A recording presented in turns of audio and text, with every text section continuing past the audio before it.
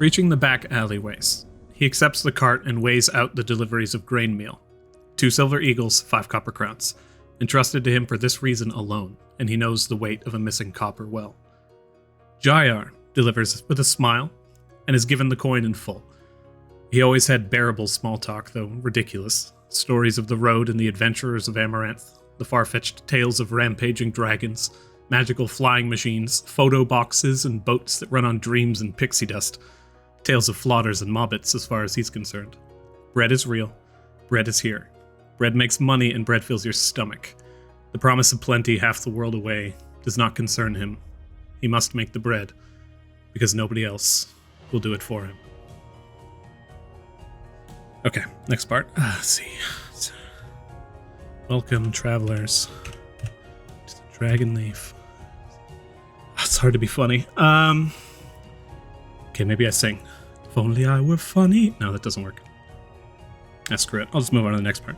If you like the content, feel free to leave a like in the tip jar and subscribe to our weekly tales. Leave a comment in the suggestion box to tell us how well we did or how well we did not. Thank you for listening. And without further ado, it's time to open up shop. Oh no! Oh, hello everyone. Hey, we're back. It's a magic trick. There we are. Woo! Say hello, everybody. This is the maximum effort intro I was looking for. No issues here. Yeah. What do you mean? Nothing happened. I don't even know what you're talking about. I couldn't actually keep it together all the way through to the end. I broke right at the end, and I was like, that's fine. Last time, the party went to the forum and met with a host of colorful characters in a micro-society of beige conformity. Sitting through the long lecture led by one Lincoln, Vincent and Killian snuck into the rear of the storehouse, and as Killian revealed herself with Vincent's aid, she pretended to drink a concoction handed to her by a Cyrnan stranger. Pod placed her in a carriage, and as the carriage was helmed by this elven individual who approached, the party took chase. And as they moved through the city streets in pursuit, found the carriage stopped along the road after a brief skirmish with some cabbages in LaRue's district. The elvish man stepped out, and with one hand on a saber, threatened them with violence if they don't leave. The Deviants put up resistance, and as the assailant begins to count down to attacking, first off, the driver who had taken you here stands back at a fair distance in order to collect their gold, perhaps from whatever happens from the outcome of this. And as this elvish individual claiming this domain closed by Coralon's order, Vincent strides up behind him to help him with his countdown. And as we pop back in, everyone, you already rolled initiative.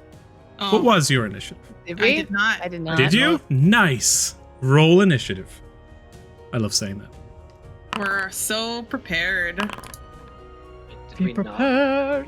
So Vincent was supposed to roll with advantage, and it didn't calculate that, and it was rolling ninja. So I'm gonna roll again. Okay. Oh, Advantage man. initiative? Yes, he gets advantage on initiatives because of his new bow. My Ninya initiative was 5, so that's hilarious. So Should be 18. Yeah, very ninja, considering it appears on the right side. 18, okay. I'm Morrigan gonna guess Killian? since this guy's in the 23 initiative, might be a little too dexterous to grapple. Maybe.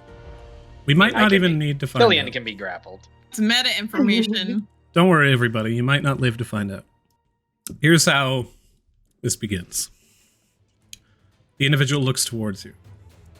From the saber at his waist, he begins to stare at each and every one of you in turn. Eyes glaring backwards to notice Vincent, he looks on towards you and says, "This was a mistake. You should return to where you came from immediately. You will not receive a second chance." Does my passive insight detect if he's bullshitting or not? He reaches a hand down. He seems, your passive insight is He's 19. 19. As he begins to speak, you look onwards towards him. I'm going to roll a dice for him. With disadvantage. Actually, this would not be disadvantage. He looks onward towards you, And as he begins to focus in on everything that's happening, he seems to have not expected to be surrounded. As he says, this was a mistake, you should all leave immediately. He reaches down and grasps onto the handle of his saber, like, not in a way that he would draw it, but he has it so that he would almost draw it, like, backwards, the most inefficient way possible. But as he holds onto it, he, like, just slowly rubs his finger across this little gem atop its hilt and looks towards the lot of you. As he is glancing towards you all, what is your intention here? He is going to roll insight. Do you intend on attacking this guy? Because he seems intent on attacking you. Yes. Vincent's intention is to subdue this person at the very least. He's not just going to allow him to leave. I have murder in my heart because he has a friend. Okay. He looks onwards towards the lot of you, having been, like, Vincent behind him, you guys in front. He turns and begins to dodge off to the right side, circling around Vincent with a just mad speed. You see him move into this just high grass. As he reaches over towards the side of the cart, he places his hand on the cart, looks towards you, smiles. Is it once encircled in this golden light for a brief moment that collapses down, and you see a small panel on the side of the carriage missing, with a little bit of a gap and a hole, as he just disappears from your sight. Did he cross any of our paths? Like, we couldn't get an opportunity attack? You guys were on one end or the other, so he encircled around you. He had more than enough space to do so. The As- panel I don't of the understand what he's cart saying, Victor. disappeared? He was able to get around you without getting it within any of your melee range. That's what I need. Cool.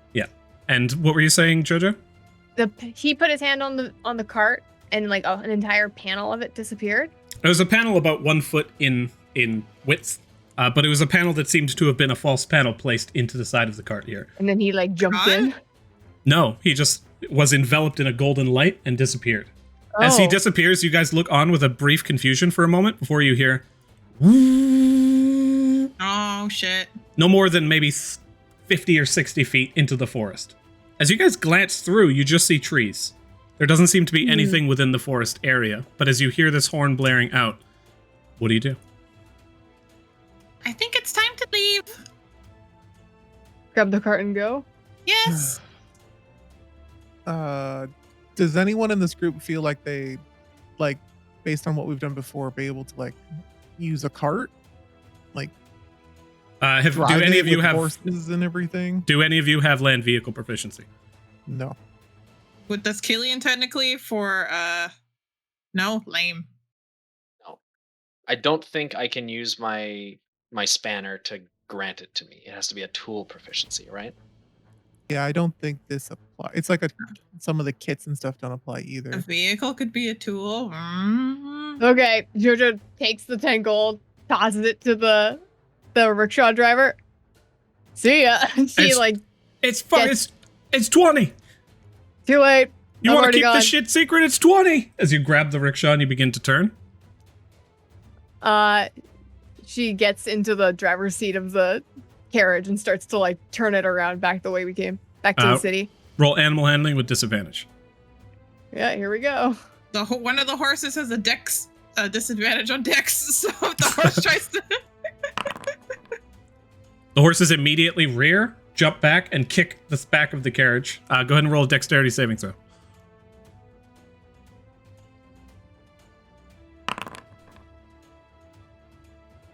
$19. 19. You jump backwards as the horse slams into the back. You see it just buckle in, splinters flying towards you, but you manage to dodge out of the way as it kind of breaks backwards. There's just small wood board in front that was keeping you from the horses. And as they rear aggressively, you can hear footsteps in the forest moving inward towards the Oh light. shit. So we either need to go or we need to fight. So I don't know, they're not going. How much of all this does Killian know? Because she's been in the thing. You have heard like mumbled voices on the exterior, but it's not overly soundproofed. As you attempt to move the horses, turning them around, they jump back, they kick Jojo, and they begin to move forward. Oh great, good. They make it about 30 feet. As you hit the edge of the trees, all of you looking onwards towards this occurring, Jojo's carriage just disappears into the forest. You see nothing but trees in front. Vincent will run forward. He obviously knows that this is an illusion of some sort now. As you are moving forward, Jojo, you were the first to pass through. And as you hit the other side, you see a small clearing in front of you and nothing but forest behind. As you look onward, you see this just incredibly run-down shack. In front of it, you see an individual who is wearing this just long robe who stares at you for a brief moment. Seeing the carriage barreling in towards them, they turn and they make their way into this broken-down shack, closing the door as best they can in a hurry. Okay, great.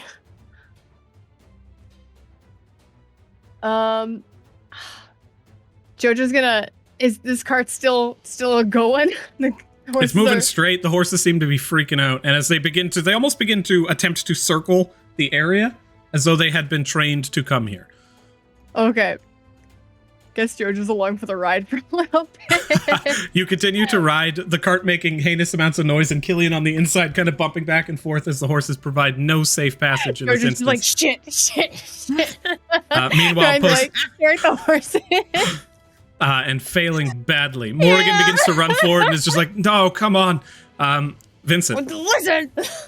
Vincent, you see all this occur, and as you break through the edge of the forest, Jojo's barreling off to the side, you manage to spot the doorway closing with the strange robed individual moving in. Okay. As he's running, he's going to send a message, not like in the mind as he passes by Matilda. You should follow. We don't want to... I won't be able to see you once we pass the threshold of this illusion. Sounds good. And he'll continue running. He'll warble into the illusion, I'm assuming, and see what he saw on the other side that you described. He's going to just look around perception. He wants to see if he can still hear those people running in and at us. Or was that a trick? Go ahead and roll perception.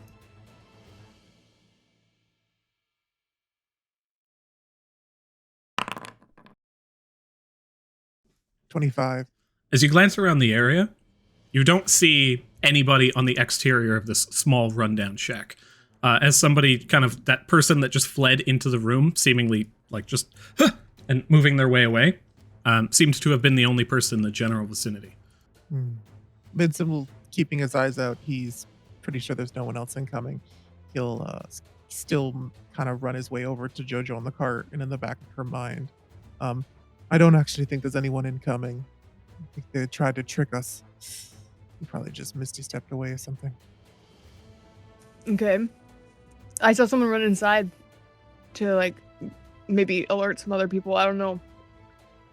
They didn't seem like an illusion to me, but maybe I just didn't notice. I meant more the noises of the people coming from the forest. Vincent will turn at her saying that, and he'll run over to the shack, kind of look in, see if there's any windows or anything he can get a look in. The windows seem to be boarded up, but as you attempt to glance into the interior of the shack, go ahead. This will be a new perception check, new action. Meanwhile, Jojo, go ahead and roll another animal handling check with disadvantage to attempt to calm these horses. I know I want to fail so bad. Oh no, I did good. Oh wow, you did well. In forcing Listen to me. The horses just moving through as they make their passage around the side of the house. You see a small, just broken down, what amounts to a just hay storage area, and as it just kind of reaches you pull back on the reins, and you can see this one that seems really tired, just desperately tired, just begins to calm down. And as the other horse looks over and kind of takes note of this, they begin to just still freaking out. Keep your distance from them, but as they come to a stop, they're just sitting there kind of pounding the ground with their hooves, and the carriage is now at a standstill. Killian, on the inside, the people them have basically all fallen to the ground and are kind of bunched up into a small corner.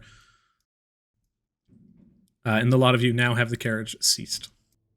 Did I hear Jojo shout, "Listen to me," from the head of the carriage? Okay, so at this point, Killian will just kind of like reach up and pull the thing across and just say, "Jojo, what's going on?"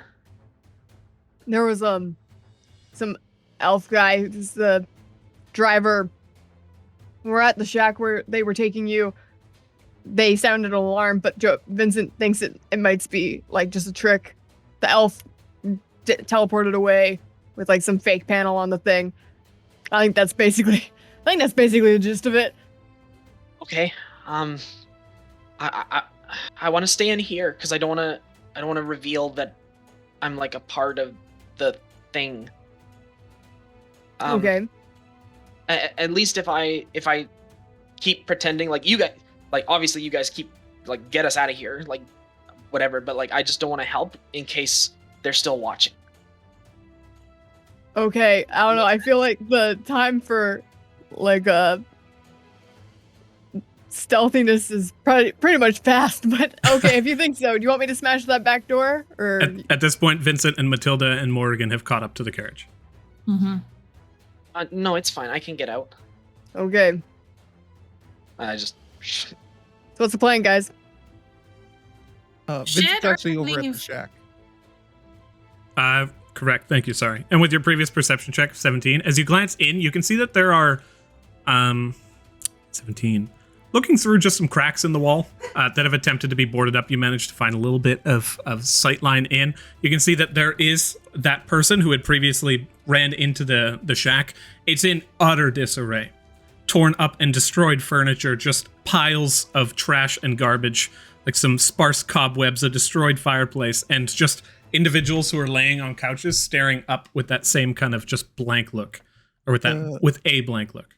Okay, Vincent's gonna circle around and see if he can see the individual that Jojo was talking about, if they're running out the back door, or if there's like another area he can look in to see if maybe there's a trap door they went through down below. He wants to find them. You managed to spot him. He seems to be crouching next to a broken bed in the room with all of the people that are like just blankly staring. He's holding some kind of a small staff or rod in his hand, and he's just kind of waiting almost in ambush, staring at the front door. Vincent will send him a message. Ooh.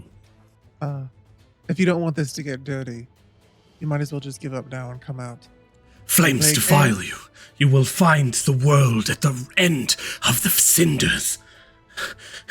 Heathens, know this. You let it continue? You can keep going. Yeah. You will all fall to the heat of the Furies. False prophet, bring her before us now. You think you could hide her? No, this was all part of his plan, his divine plan. He just does not stop.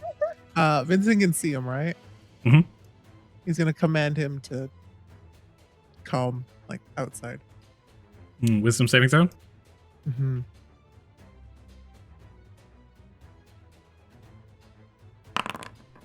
Your spell save DC is, he turns, he's like, you will all fall, you fools. And he stands from his perch, and he's like, the world will be raised anew, as he opens the door and begins to make his way outside. At this point, he makes his way to the front door and opens it, and makes like just...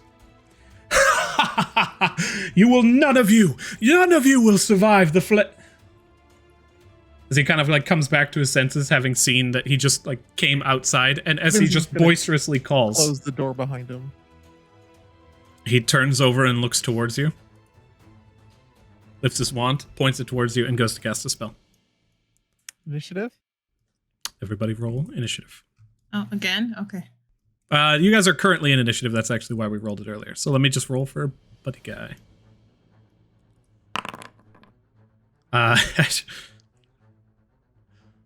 Killian, you are up.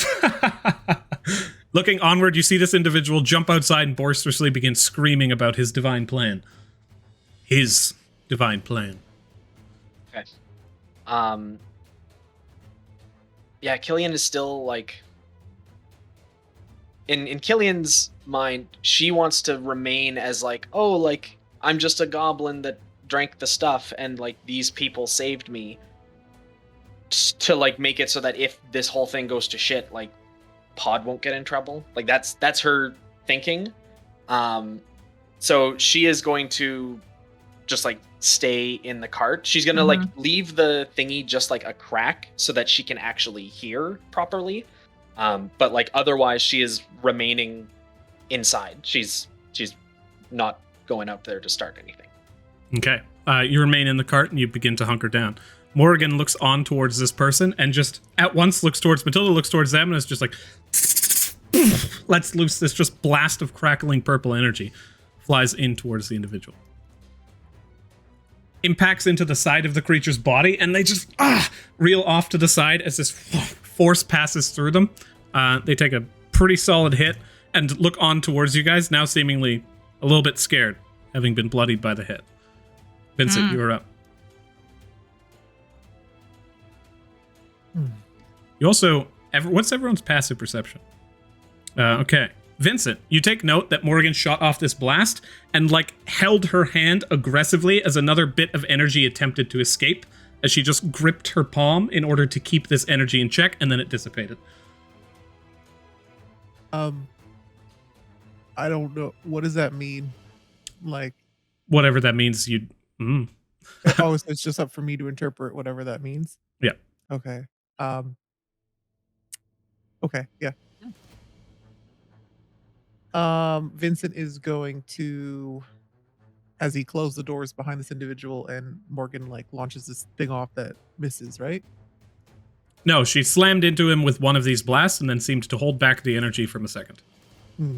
And so he's slammed up against the door, and he's gonna lean over and be like, "You don't seem like someone who's willing to play ball, I guess. So your liability. Sorry, dear."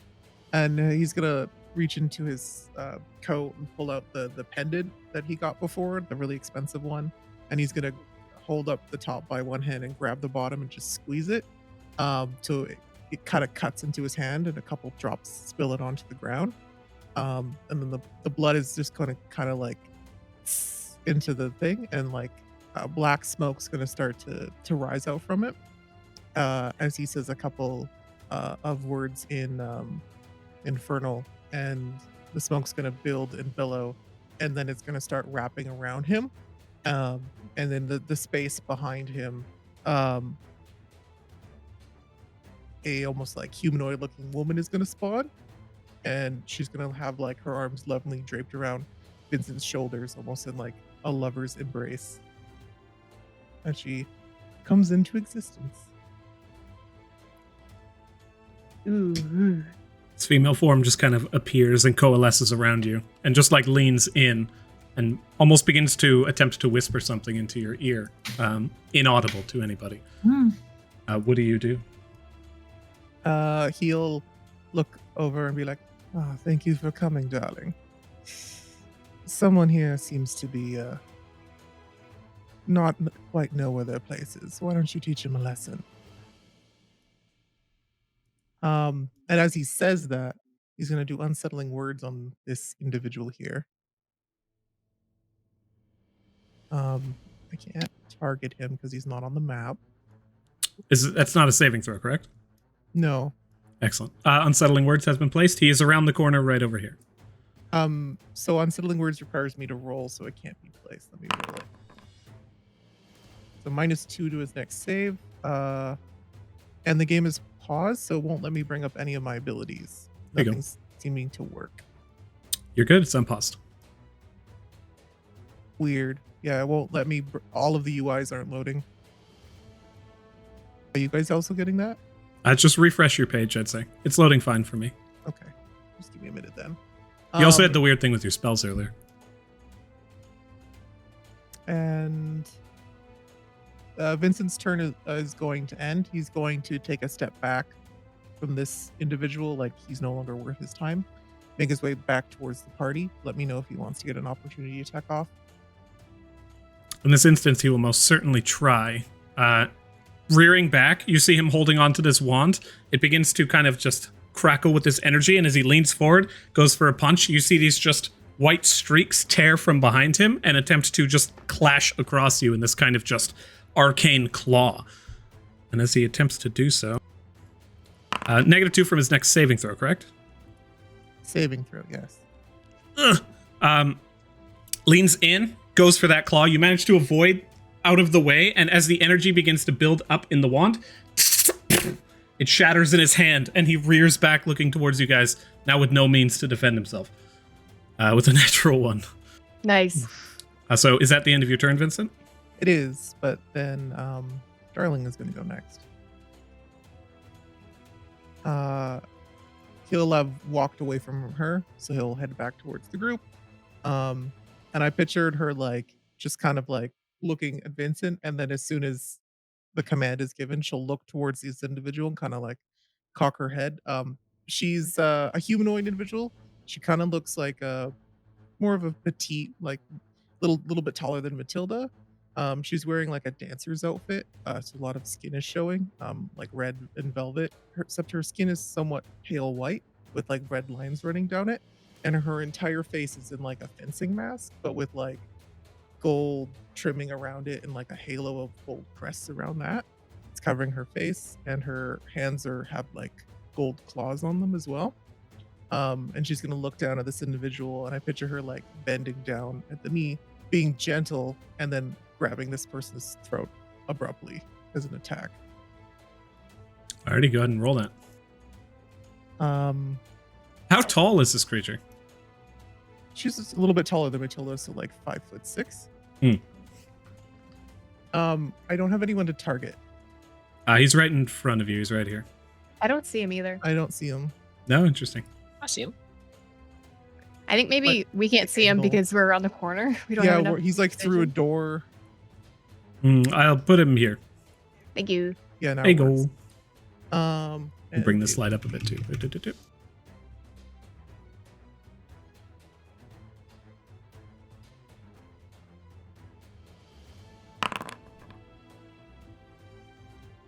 21 hit. 21 hits. Go ahead and roll damage. I need you to make a Constitution saving throw. Oh, goodness.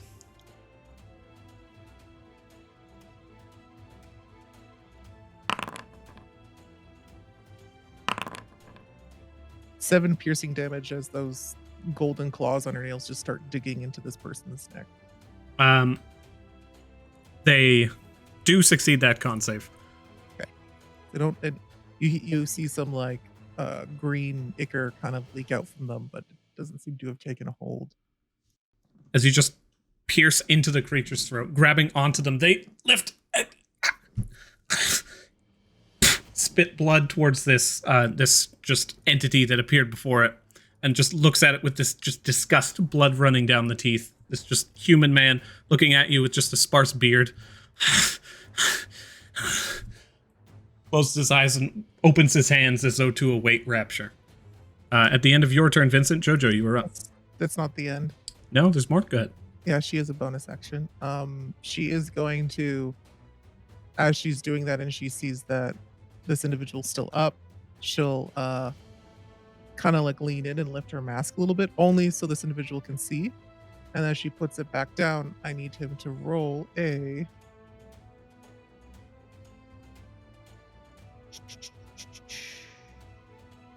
another wisdom saving throw. Wisdom. That one does not succeed. Okay. They are blinded as their eyes just cloud over and just almost like the visions were so terrifying they can no longer see. I think they just stare forward, and as they prepare to just like be taken, you can see just the chill run through their spine as they manage to catch a glimpse of the eldritch horror beneath. And then she will stand up and like almost like wiping away like just gross, disgusting stuff from her hand, and she'll move back to want to be closer to Vincent. Just rests once again behind you.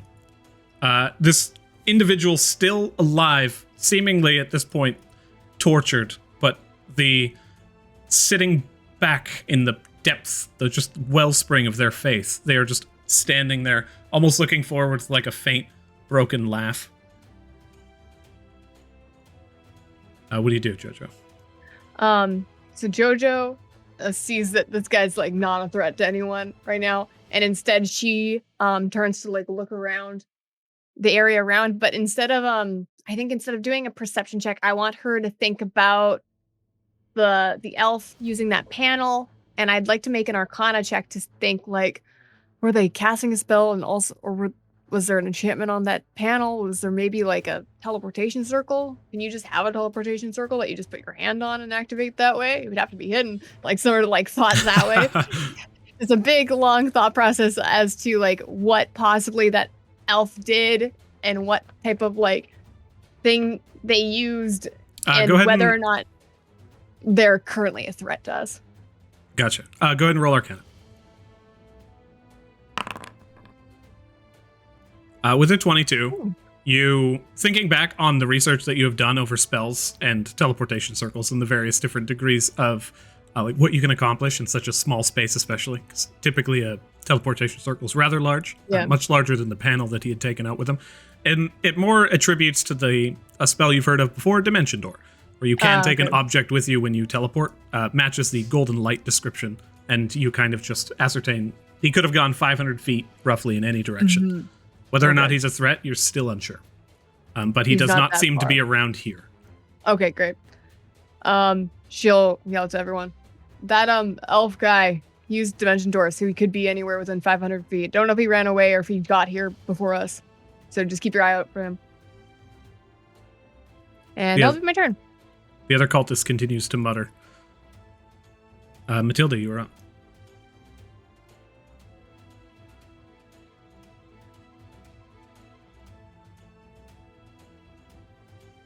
Oh, can't hear you. Oh, sorry. Did we hear them speak about the false prophet? Mm-hmm. Like, was he saying that out loud? Yeah, they were indeed. Who are you speaking of? Who's this false prophet? Spits blood at you. You will hear no words from me. You might and he want continues to mutter. Matilda, sorry. I was going to say roll intimidation, if that was your attempt. I was going to say, you might want to, and then I speak the name, I always forget what her name is, but the name of the... Nidal? Yeah, and then it does the weird, like, whatever it does. The ground beneath you begins to... actually, instead of intimidation, go ahead and roll persuasion. Okay. Do I get advantage or just normal? This is just normal, because previously it was an impossible check. Oh, well. Poo. Damn! They look towards wait, no, I succeed! I used my thing! That, wasn't it that thing that Lavos gave us? It just that's if you succeed a saving throw, you can make it seem to the caster as though you have failed. Oh, darn, sorry. So it's useful for things like hold person and Poo. And some truth, etc. Also, it's a one-time use, and then it doesn't function for that. Okay. It never recharges. Damn. All right. Well, never mind. I roll poopy. They look towards you and they smile and they say, "Go out into the woods and you might find out." The heaving, blood continuing to pour down. Is that the end of your turn? Yeah. Excellent.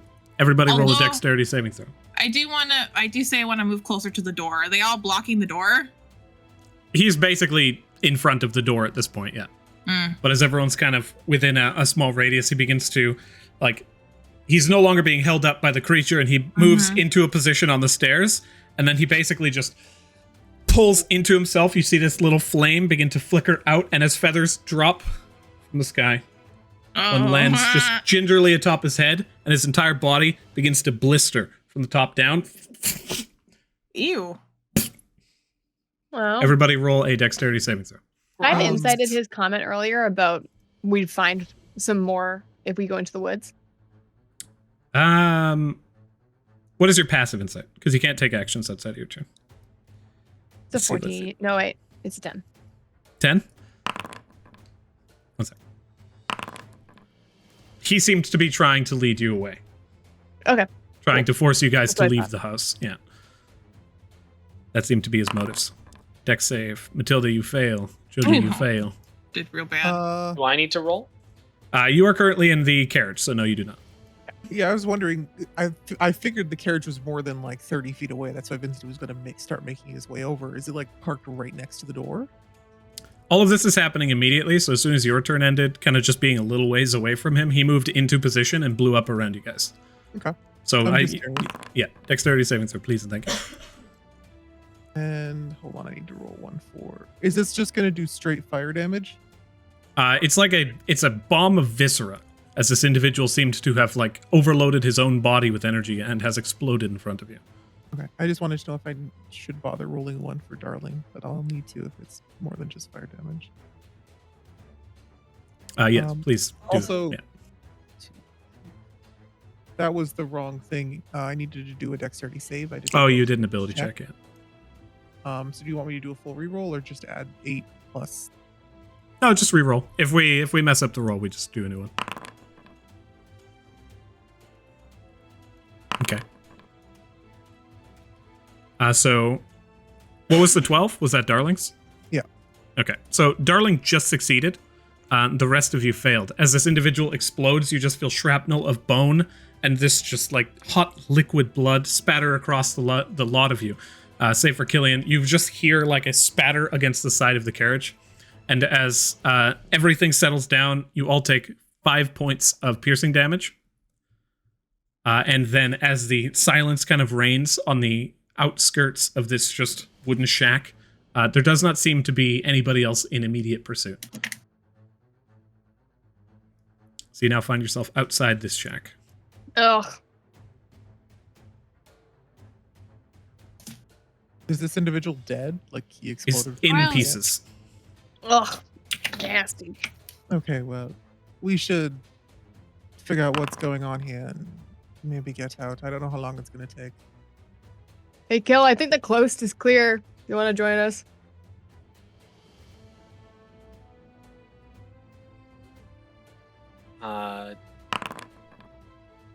Killian kind of winces at Jojo just like shouting that he's been on everything.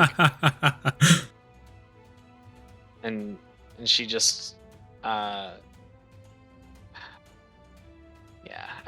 guess at this point she'll just like is it locked from the outside or the inside? Outside. Outside? Okay. Is there any kind of mechanism for her to unlock it from the inside?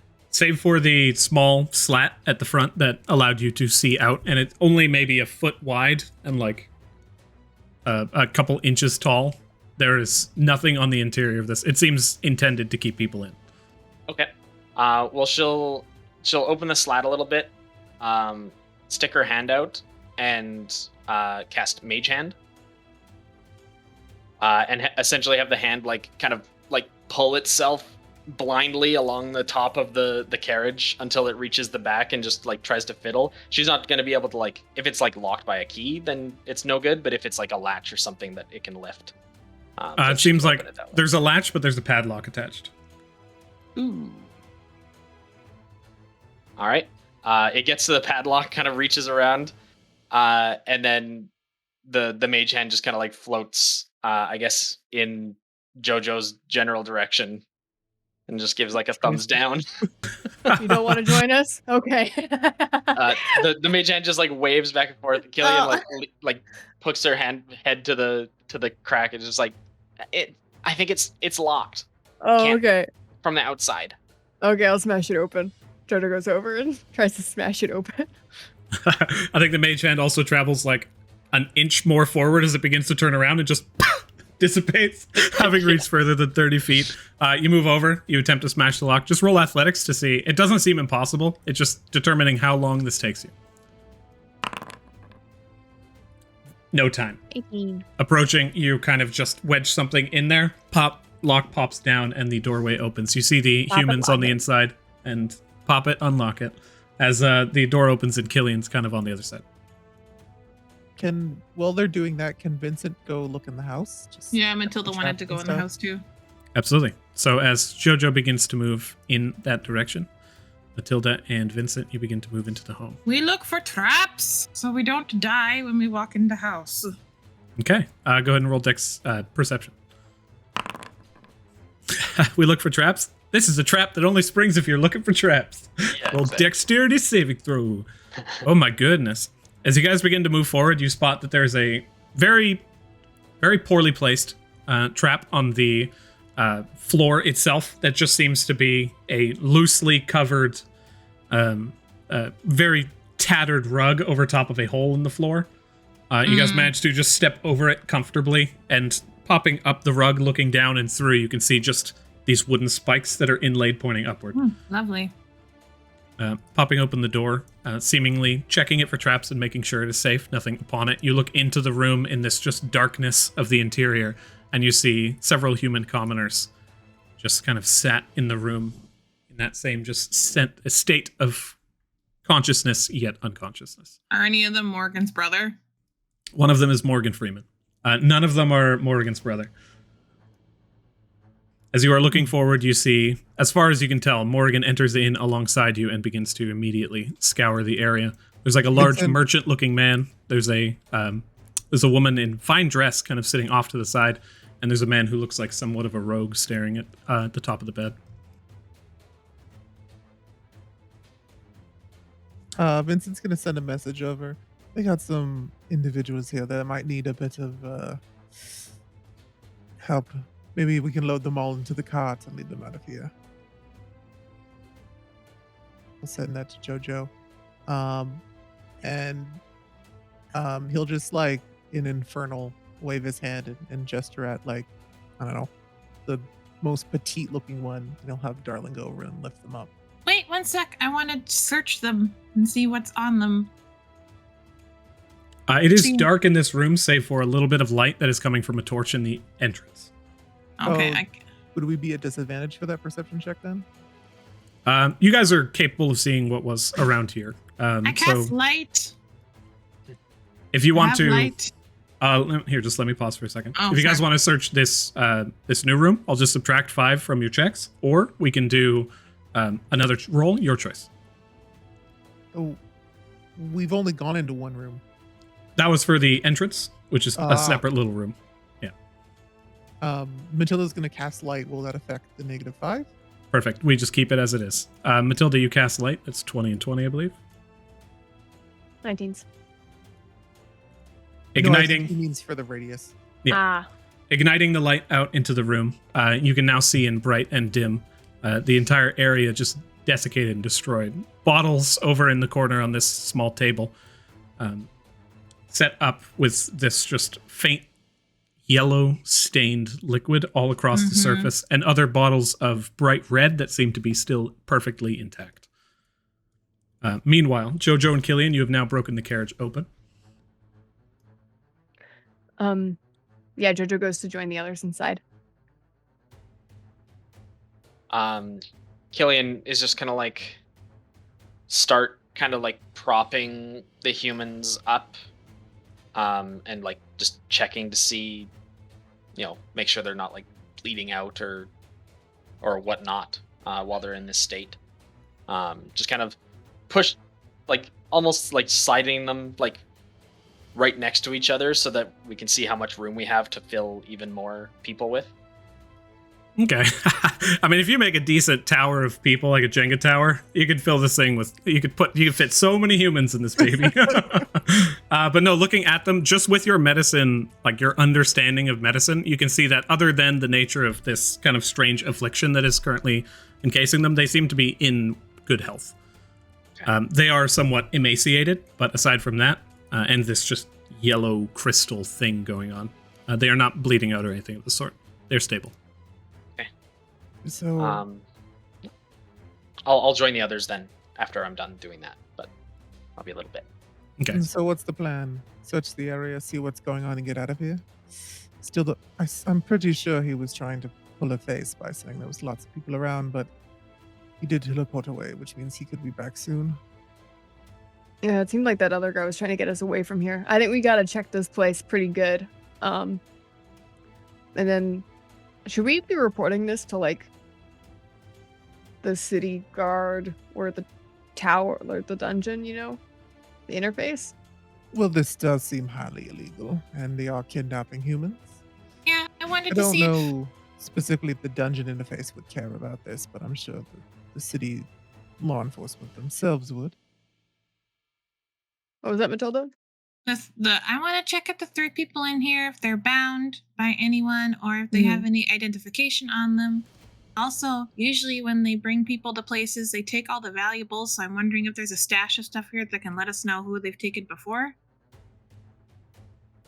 Go ahead and roll investigation. I will also say with your guys' previous perception checks, Vincent and Matilda, you both managed to spot that these walls back here seem to be particularly loose in comparison to the rest of the walls in the house. A bit more ramshackle. Like these walls are solid oak, and these ones seem to be like paneled wood that have just been placed. Can I help Matilda with this? Oh, so here, let's just do hands. Does everyone want to raise hands, and we'll run down from the top? Speedy Jojo. Can I help Matilda's investigation check? Absolutely, you may. And Vincent. I'll let them do their investigation thing first because I need to do something after. Okay, excellent. I wanted to give myself guidance. You absolutely can. Okay. Calling upon the divine energy that suffuses through. Advantage, yes, because you're helping? Yeah. Okay. Good roll, no whammies. Woo! I like it. As you investigate the area, you not only see that those walls in the corner are indeed loose, looking through the little bits that you can kind of manage to scrape, and with the light cascading through you, you manage to see that there is some kind of a small dining room on the other side, of much better quality.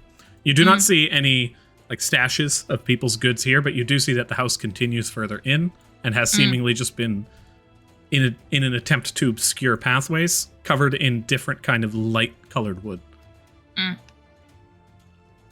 Jojo, as you are aiding Matilda in this, you also spot that. Meanwhile, Vincent, what's up? Just so you know, as Darling, I instruct her to go pick up people and start moving them back to the cart. When she looks down at the woman she willed, like, just kind of like, and she'll walk over to probably this dude instead.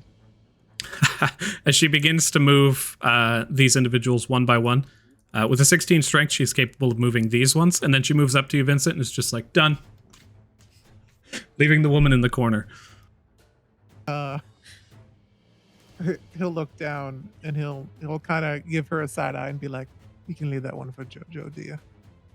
She seems like excited and just like happy that you allowed that, and just moves around and begins to sit at your side once more, brushing up against you. Do you mind waiting outside and letting me know if anyone shows their not so pretty little face? Her look immediately turns sour, and she just stares towards you in frustration. I'll be back soon. Just leaves. And Matilda. I want to grab all the red vials, please. Okay, you grab 2 of them. There's 2 of these that were basically like sitting there unopened and still in good condition. The rest of these yellow vials had been emptied fully. And Jojo, break down the wall. Oh, okay. It wasn't really like a breakdown situation. It was just like a move, right? Yeah, you were able to kind of just like move pieces of this wall relatively easily. Then I want to go in. Yeah, we can't move our characters, by the way, Adrian. You should be able to. Let me move in. There you go. Now you can. You move in. You spot a small cherub statue on the interior of this table. You see cups filled with that red liquid that are just sitting there almost awaiting users. And then a table with 6 chairs surrounding. In the center, there is a strange kind of rounded device with a purple gemstone on the inside. You have no idea what it... Like, looking at it, you've never seen a contraption like it. We should take that, right?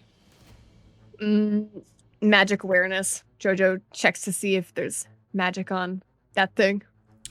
The item itself contains an evocation enchantment. It is this one right here. The item itself contains an evocation enchantment, and underneath it, carved into the table, is a rune for a transmutation enchantment. I don't know about that. I think the table's got a thing, and then transmutation on the table, and then evocation on that thing. So if you touch it, you might blow up. Man, I really wish I knew what spell it was, rather than just the school. Is it the only thing I see in here that's magical from this point of view? From everything you can see in here currently, yes. Okay. Is there any other, like, weird walls that we can move? Go ahead and roll perception. I will guide myself.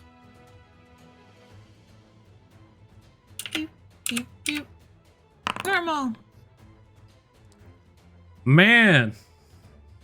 I'm so perceptive. Glancing around, you see that the walls here seem to be all the same, save for the way you came in. However, glancing at this wall over here, you begin to approach, and as you begin to just knock on the walls, you can see that this one is hollow and has been placed here somewhat recently. These two sections of walls here are separate and seem to be false. Okay. False wall. False wall? Mm-hmm. Hey, Kel, we got some magic items over here. If you want to identify them, but be careful. Vincent wanted to talk with Killian, but I was waiting for you guys to be done. Would I be able to do that before you went over? Yep. Totally cool. Vincent and Killian, we cycle over to the wonderful living room of this cottage, available for rent. So as Killian, as they go and explore the other room, Vincent will just turn around and be like, do you know why one of your broodmates was working in the farmhouse there? They didn't mention it to you, did they? No. I mean, Pod has been working just as a general laborer. If they had hired him just to move things and check stock, I mean, that's he gets work that way. Last I heard, I thought he was working at the docks, but it changes. Like he's not hired by anyone. He just works for whoever happens to have coin. I might have spied on his thoughts as well as the other son in person there during a little altercation up there. He seemed to understand what was going on, and he kind of also seemed to imply he knew where your friend Killeg was, which means he lied to you before when he said he didn't. Oh. Okay. I'm not sure what sort of trouble he's got himself into, but it's enough that it doesn't seem like he wants to put you in danger or rely on you for it. So what was he thinking about? He's basically just can you remind me specifically what the wording was when he thought of killing Adrian? I don't remember the exact wording. You are in the correct vein. So he didn't want to betray Killig. Correct. But he also was like, why the heck, Killian, are you here? Like, yeah, there seems of all people, like, why are you here? Precisely. Type of thing. Yeah, he didn't want to betray Killig. I don't know what that means. It didn't sound like he was necessarily. Maybe he's a part of this. I don't know whether or not he would willingly. But I mean, we know that Killig is alive. At least he was. The sending went through and just never got a response. And if the dream, I mean, he did say that he was a member of an alchemy, like he got a job as an alchemist. These crystals, and I'll like pull out of my pocket like one of the one crystal that I took from the eyes of the guy in there. They don't really do anything, but they're potent alchemical supplies.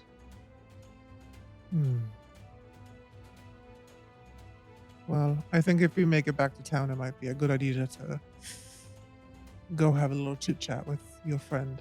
I think he's letting on more than he knows, and whether it's out of fear, which I can understand, or he's in on something he shouldn't be. Yeah. Okay. I can help get the rest of these people into the cart. Oh wait. Jojo, do you still need someone? Do you need me? Yeah, can you identify this table? Be careful, the statue has evocation, and the table has some transmutation right underneath it. Okay, I'll be right there. Did you see anything else while you were there, Killian? I wasn't able to see into the room you went into down the hall. She's like pulling out her tools to prepare to identify it. She says, there was 2 different liquids. The one that they gave me, or well, tried to give me, and it might have been red, hard to tell, but it was definitely different. And then in the other room there were drow. At least one that was Lolth ash bonded, I think.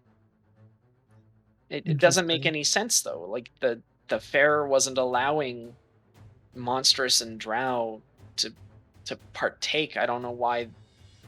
I think there's more going on than we know. The Sunan people kept repeating the words drow and loth a lot during their conversation. Pretty sure they have something to do with all of this. Mid-conversation, Jojo and Matilda roll a dexterity saving throw for me. Ooh. Did Morrigan perk up when she was like, drow? I was waiting for that. When you guys mention this out loud, she turns around immediately at a start. As you say this, she does not need to roll a dexterity saving throw, however. So, Matilda, you succeed. Jojo, you succeed. As you turn to pay attention to Morrigan, you guys hear this underneath you, and as you glance down, you see this little defined spark dodging out of the way. The area around you is immediately just erupts in radiant flame, and you manage to dodge briefly as it just ignites around you. You hear, now! As the 2 doors in front of you get kicked down, you see 2 cultists and 2 just heinous-looking, just rotting corpses tearing forward. Both of them go to grab onto the 2 of you, Jojo and Matilda. Go ahead and roll a... Actually, this is just an attack roll. Okay, great. Love that. Fuck these guys, man. As the creatures rush forward to bite one of each of you. Jojo, you manage to just like tank the blow, slamming and redirecting the creature, but Matilda, this one does manage to get a chomp into you. You take 7 points of piercing damage as it just begins to bite down and just pull back, and they say, you will never make it. You will never see the light. Fury take you. As the 2 cultists move backwards and begin to prepare to advance. We are back in initiative. Yeah. Same initiative? No, you guys don't need to roll another one. I do need to roll for these friendos, though. 15. Do I need to roll another one? Sorry? Nope, nobody does. Okay. This whole area is in a single initiative. Cool. 15. My initiative actually, is shit. you're gone. We cycle at the beginning. Killian, you were up first. All right. So hearing, like, as she was preparing her tools and, like, you know, kind of half in conversation with Vincent still and, like, kind of just starting to wander, she immediately just drops... Ooh, she doesn't want to drop her pearl. She'll stow those things, and she's going to pull out her rifle from her bag. That's pretty much going to be her whole action, though. Just is getting it all out and sorted. And as she will get closer, though. She'll get to... There's so much difficult terrain in this area. Looking around is incredibly difficult to maneuver. Okay. Well... Yeah, she'll bonus action hide in a bunch of the junk. Alrighty. Are you within line of sight of any creature? You jump in and you attempt to hide. I'll roll again. Stealthy wise. These ninja rolls are going to kill me. I need to make a macro button, so you just click that instead of stealth. Yeah, that's true. You dive in, trying to hide from line of sight from these creatures. And as you kind of break it and you begin to fidget around with the weapon, Morrigan's turn. Morrigan looks onward towards these creatures that have just assailed the 2 of you, and once again kind of leans back, tracing a faint sigil in the air, pulling back in that energy and blasting it forward. The creature at the front just dodges off to the side as it flies back and slams into the wall, and the cultists just look on in just disgust. You are the worst of all of them. And then they look over towards you, Matilda, as they say this, kind of transiting their gaze from her to you. Vincent, you are up. Don't like it. Cool. Quick question about Darling. Knowing her personality, she would want to follow his instructions, but also stay the closest she could to him. would she be like at the doorway? I'm fine with that. Okay.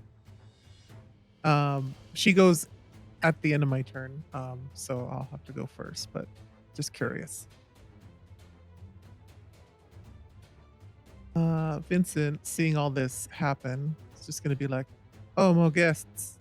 Should we say hello, or do you guys wish to get rid of them?" Get rid of them, please.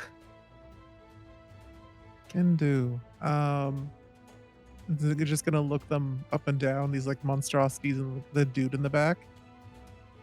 And then he's going to cast.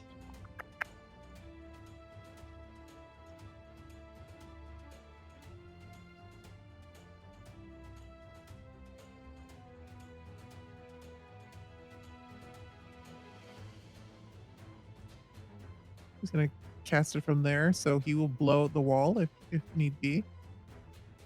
He's gonna cast Shatter. Ooh. You can also position these not only at square centers, but at corners. So I believe you can probably hit all of them if you do so. Oh, okay. So you could do that one there. So that would hit everybody. And Shatter is a what kind of save?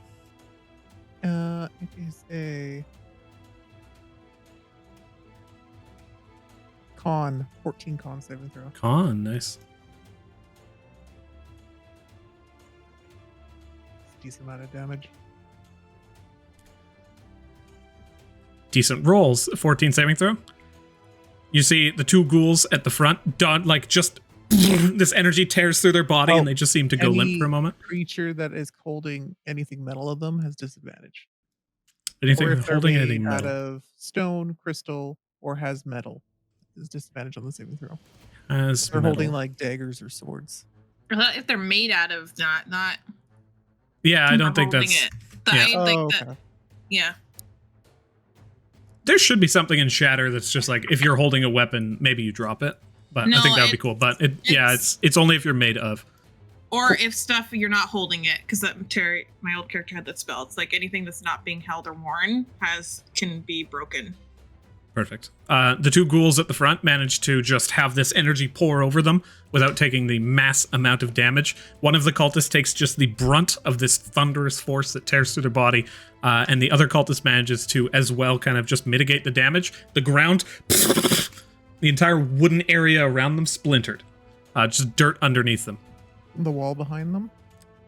Impacted backwards, like cracked, you can see outside into the forest. Okay, so there's no extra walls there. Cool. Vincent just looks over in the room. He's like, okay, you guys have fun. And he'll take a step back over here. 21 thunder damage. And on a failed, they take half? Yeah. Okay.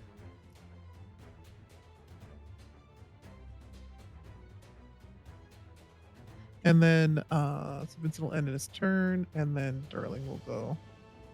She's going to move. Well, she'll look towards this individual. And in the back of their mind, they're just going to hear like, there's no way that no one knows why she knows, but she knows, like someone really important, either in the past to this person, is just like screaming in agony. And I need them to roll a wisdom saving throw.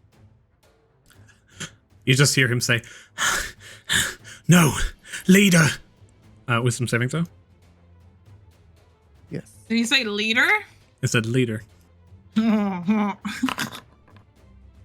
DC? Is it your DC? Yes. 14. It just fell.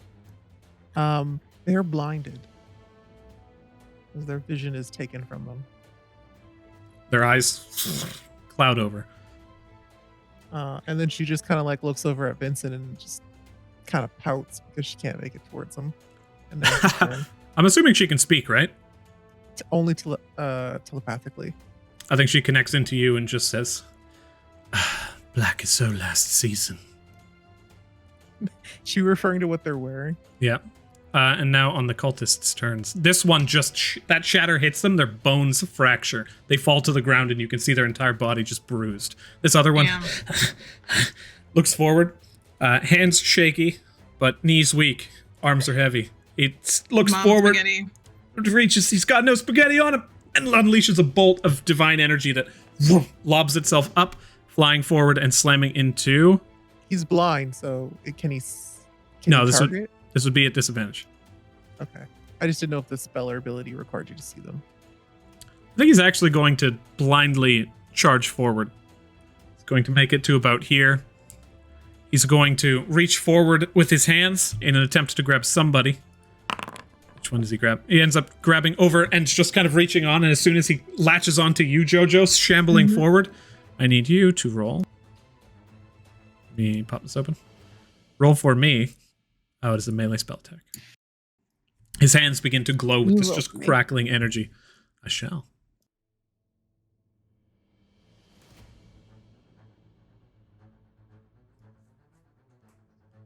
And you manage to deflect, slamming the hands down in this blinded fashion, and you see these hands just shoot this necrotic lightning into the ground as they shamble forward, and I will find the end before the rest of you, my friends. Jojo, you're up. Thanks for moving within range. And she it says fucking I don't know. She's cast Word of Radiance. I don't know what Word of Radiance Jojo's gonna say. Did she know the name of that moon goddess? No, it was forgotten. She just says Zemayan and Word of Radiance. From Matilda's body, you just begin to shake. I hate it so much. And I need a con save from these three guys. All three? Gotcha. All three of them. DC? They all failed. Does not matter. Oh, good, because I was like, it's only a con save 10. Okay, great. Well, then I will roll. Hang on, I got it. Oh, I'm sorry. This ghoul succeeded. The other two. Which one? Which one? This ghoul is. That's a good question. The ghoul on the left. And cast a spell, cantrip. That is Word of Radiance. There we go. Place measured template. No. Damage. That's supposed to be centered on you. Oh, shit. Load letter. There we go. What does that mean? Normal. They all take 3 radiant damage, and I'm not going to make a con save. 3 radiant? If they succeed, nothing? If they succeed, nothing. It is a cantrip. Blasting backward. You actually see that the cultists who had approached you and attempted to blast you, some of their wounds begin to close around them. Oh, and as shit. they are hit with this radiant light, they just stare forward. My end will never come. I am cursed. Cursed never to see the divine fury in all its right. Fuck you. And she rages. So, Jojo at the very least noticed that radiant damage seemed to have healed them. Matilda no. did too. This was previous. I forgot to state that they did this thing. Oh, they healed themselves, but it's not because of the divine. What? No, they seemed to be able to heal themselves. Oh, rude. Oh, okay. Well, I teleporte. I'm just gonna teleporte over here. You just vroom, vroom, appearing off to the side. On the interior of here, just to the left behind these ramshackle walls, you hear. Okay. No, likey, no. She brings out her great axe. Warhammer. Warhammer. What do I have? Did I bring my big weapons? I don't think I did, because we were being stealthy. I have a dueling hatchet. Fuck yeah.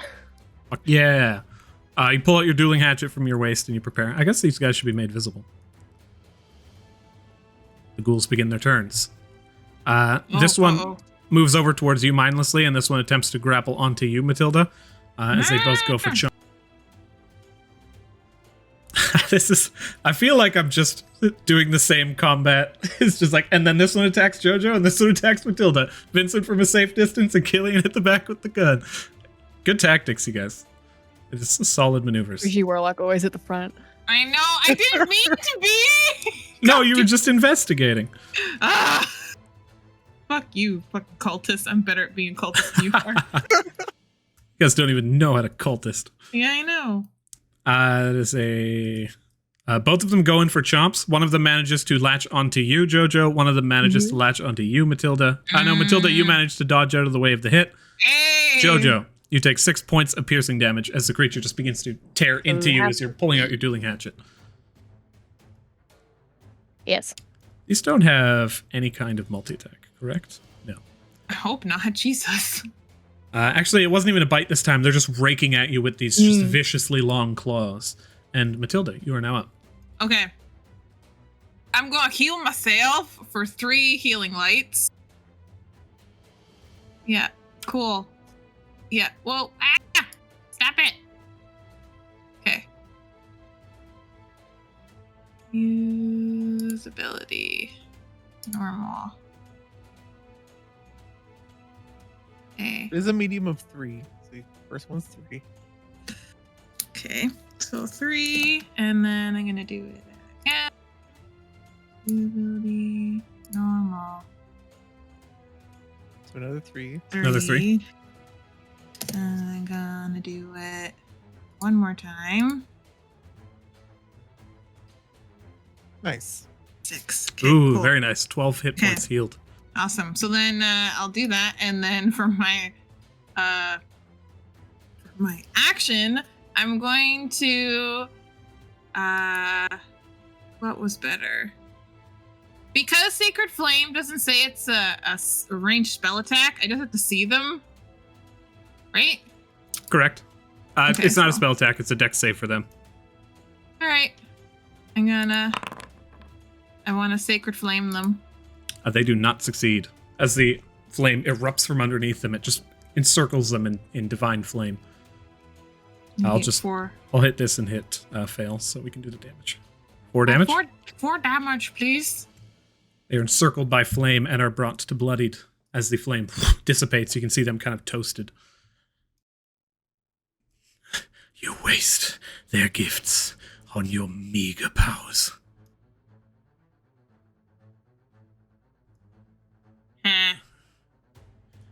Will fall. Oh, one thing, Adrian, at the end of the person's turn, they can make a new saving throw for the blindness. I forgot to mention that.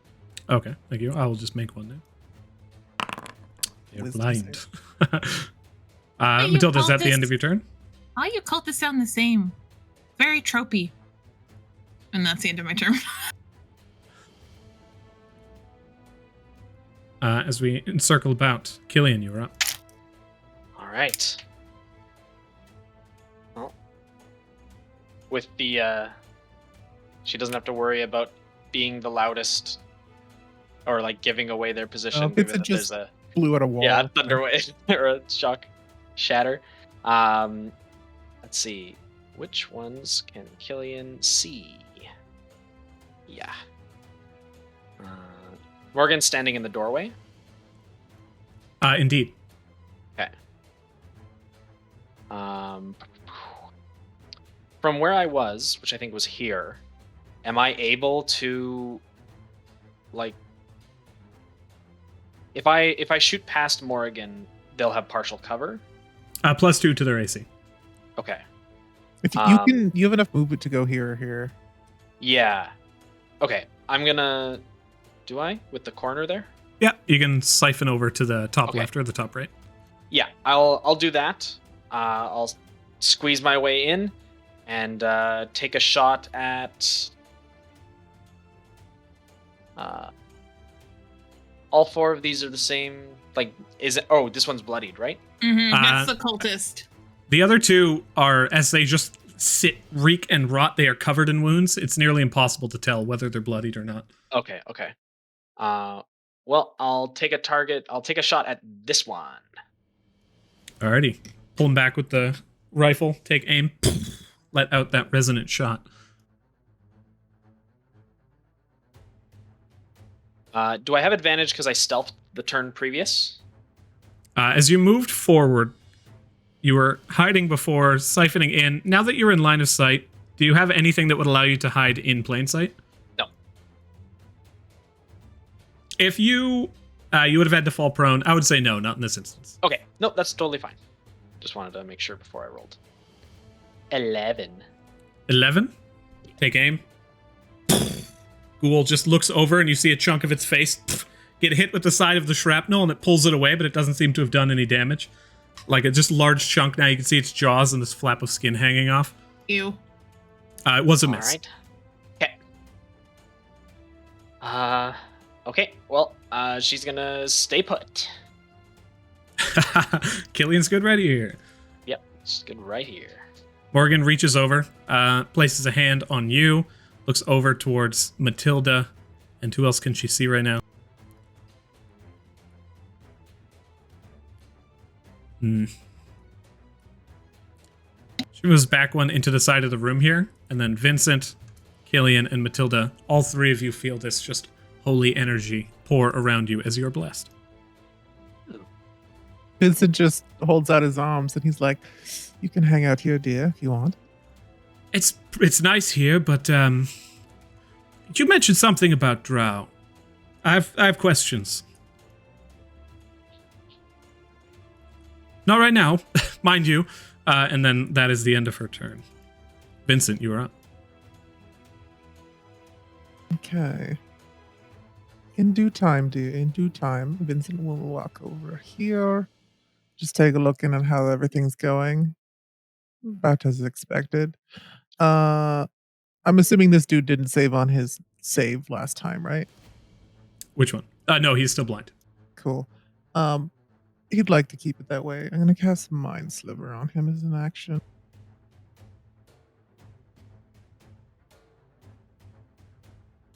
Mind Sliver is a save.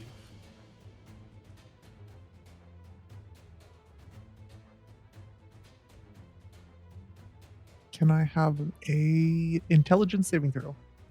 With a 9, he fails. He takes 8 points of psychic damage. As Vincent spikes his mind with pain. You see him slams his head down into the table and just, "None of you know the beauty of the fury." And he begins to mumble into the table as he's incredibly bloodied and just hanging on to life. "I am cursed with eternal life. I will never know your embrace." Is everyone okay in there? What's the situation? Jojo? Fine. Creature's just, and you're like, fine, fighting them back with your hatchet. He did things. Did you just say he did things? No, spooky dead things. Okay, well, hold tight. Let me know if you need any healing. He'll walk back over here and his turn. You just hop up onto this destroyed bed, and now Darling begins to move. Yeah, she's like going to go head towards Vincent, and then he like wags his like finger in front of her, and he's like, "That way, do you?" She's like, she probably like snarls in anger, and she'll kind of squeeze past Morrigan, float around her. How much movement is that? 20.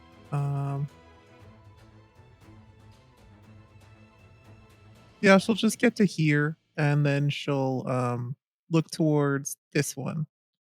And I need it to make a wisdom saving throw. Does not succeed. It is also blinded. Goodness. And then she'll Can take a you step be back blinded? Let me check 1 second. next to Vincent. It is blinded. Its eyes cloud over, but that doesn't stop just the ferocious series of attacks. It just makes them blunted and awkward. And as you end your turn, cultist's turn, he finally brings himself up, reaches down and grabs one of those red cups on the table and just... It begins, you see his shoulders bubble out as the muscle itself just tenses and begins to form into this just one arm. His rib cage just juts out and immediately breaks from the skin and just begins to, like, you see additional ribs begin to grow around the back in this flourish, almost like a flower blooming through his body. And as he leans over towards you guys, his eyes alight with this faint red starlight. He takes his hand, that one massive one, and goes to hammer fist you, Matilda. Does he still seem blind? Still seems blind. Okay. Feels disadvantage. Why? Stop hitting the squishy warlock. You gotta move. He kind of seems like the individual to hit the closest thing. hand comes up, and you're just like, stop hitting the squishy warlock, and the hand comes down as you manage to avoid. It hits the side of the table and just shatters it off to the side. He then uses his new multi-attack to attempt again. Just one wide swing in order to pin you to the wall, and with the exact same roll, slams into the wall itself and just blows it, the rest of it out, leaving just this open space before you all. And as he looks towards you, just begins to move in. You see his face begin to bubble and blister. And then as he lifts up for a third attack, he hits the knees. His eyes, you see the blood vessels pop on the inside of it, and as his mouth is still open, he says, I will find you. Hits the edge and just slams into the ground, deceased. Oh. Oof. Kind of anticlimactic. Sucks to be you. Did he hit that thing on the table? The evocation thing?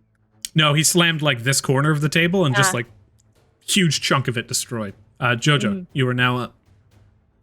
Okay, Jojo is going to she sort of like landed here and is like, oh shit, this is new. What do I do with this one? Okay.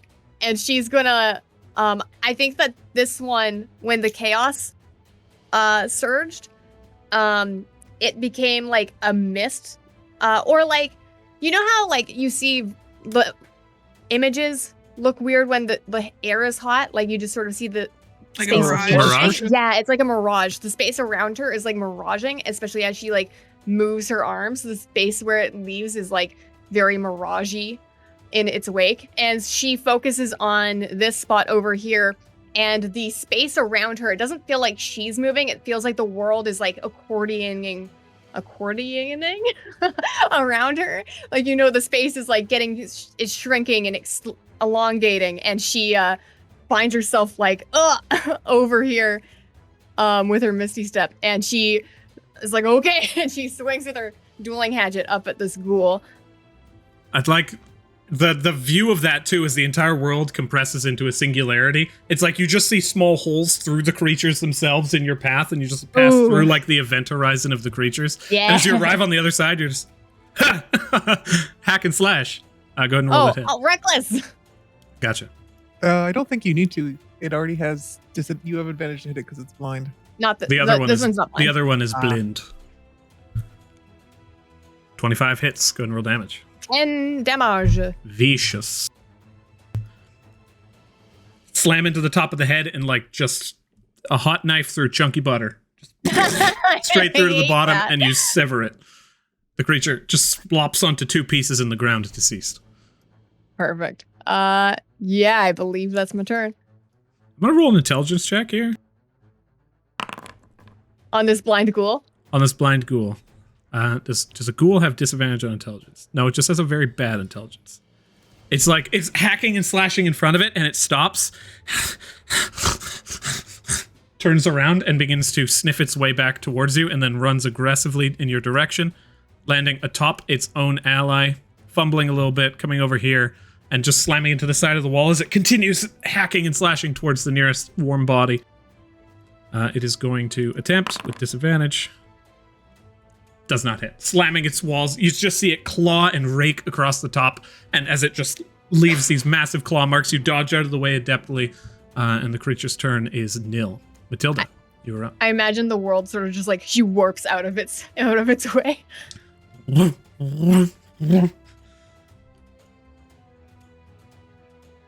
Sorry. It's my turn now? Indeed. Sorry, I had someone walk in and interrupt. Okay, I'm going to Eldritch Blast them because I can, because I am no longer at disadvantage. A +2 to their AC through JoJo, but you are not at disadvantage. They lose out on cover stuff because of my thing. Awesome. Yeah, just on half cover. Anything higher than that, though, it still counts. Okay, what? I am targeting you. Let me Eldritch Blast you. It appears on the chat, and you need to hit the advantage on the side there. Oh yeah, you have advantage, so this will be a with advantage. Beautiful. Why do I have advantage? He's blind. Oh. Woo! Oh my god!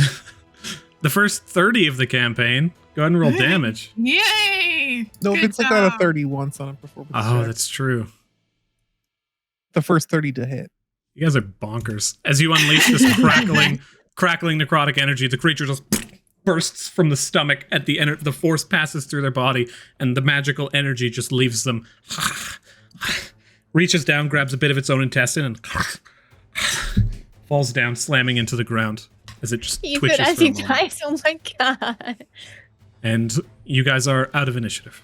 Oh. Didn't Jojo hear something on the other side of the You heard wall? a snarling on the other side of this kind of hackneyed Yeah, I heard some wall over here. snarling. As you guys find your way into this room, you find lit torches leading down the pathway from here, around the corner to an area that you cannot see.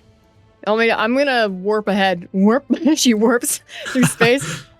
Let me just scout out. Warp. Warp. There's some gold. I will give you 10 warps, so you're 2 down. 2 warps. I feel like I'm just gonna set off a trap. If I spend an action in like perceiving, I use up one of those warps. Yeah.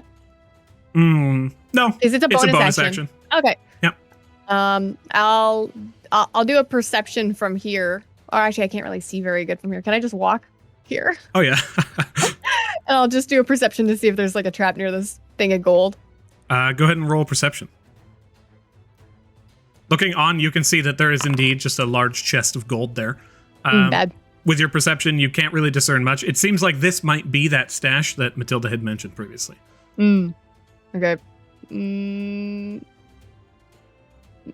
Warp. Nope. Warp, I guess. Roll a dexterity saving throw. Woo! And she see the source of the dex. That's a good point. Yes. But can you react to it is the question. Yes, you can. Yay. You move forward. You place your foot down as you appear in this area. There is nothing beneath your feet. These boards immediately give way, being lightly placed, and you warp back with this just mad dexterity. I've moved like 24 different tokens at once. My apologies. Oh, there's 60 enemies down here, by the way. That wasn't hyperbole. Great. There's Cool. sorry about that. Now, as you warp back, you look forward and you see the floor itself caved in, leading down to a small trap. As the wood boards hit the ground, you see about 6 or 7 different of those just hideous humanoids just jump forward, landing on the small pile of wood and beginning to just tear and rake at the stone floor beneath. Okay. She's gonna warp back to the others, using the rest of her warpy warps. As long as you are raging, you can continue to warp. Yeah. Yeah. Oh, it only Rage lasts a lasts minute. for a minute. So she'd get 10 technically total. Yeah. So I guess I everyone could have collects back actually. together. Sorry, could I change what I just said? And could I like warp down there quickly and like away from the ghouls far enough that I think warp down there, take a look around, and then warp back up? How far down is it? Is it 30 feet? No, you're looking at easily an 80-foot drop. Okay, never mind then. Can't do it. That would have been a bad time. Bad time, Karis. Okay, guys, yeah. Bad time there? As you Yeah, glance bad from the time area, it is faintly lit with this like pale blue light. It doesn't seem to have a source, but you can see like dimly around the area, and it's just a large square chamber. It extends beyond your sight in any particular direction, but that's basically what you see. This area is just crawling with those kind of undead humanoids. And she goes back and So- relates all this. So what's the plan? I don't really want to go down there with whatever those things are. No. It's not, doesn't Where's seem the like a good stash? party. Oh, there's a stash over here right before the drop into the, Doom? yeah. It's an 80-foot drop, so be careful. I don't know if that's the only trap floor around there. Does the chest look alive? Is it like, am I gonna get chomped? The chest has fallen alongside the rest of the floor. The gold kind of scattered across the ground. Oh! Oh, Yeah. you don't mean it's gone the 80-foot drop, right?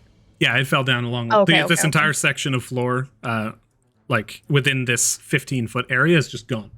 Oh, Jojo. What? Well, Killian dear, what do you propose we do? I think we should just. I think we should get out of here. We should take all these people back to safety and talk to a guard or a god or someone. Jojo and Matilda both, just in this moment, because you guys are mentioning leaving, I will mention that with your passive investigation, Jojo and Matilda, these walls over to the side, the false walls that you had seen previously, still seem to be marring yet further progress. Guys, there's more false walls. Can we look a little bit more before we leave? Yeah, there still might be some casualties on the other side, so... I heard growling this way, so we should probably be ready for something to attack us through this, like, past this false wall. Oh, so you mean you go first? Yeah. Okay. Matilda, dear, do you want to stand back here with us, or yes. are you... So you tend to like to stay near the front. I'm not going to tell you not to, but... We were investigating. I did not think something would come out of the wall.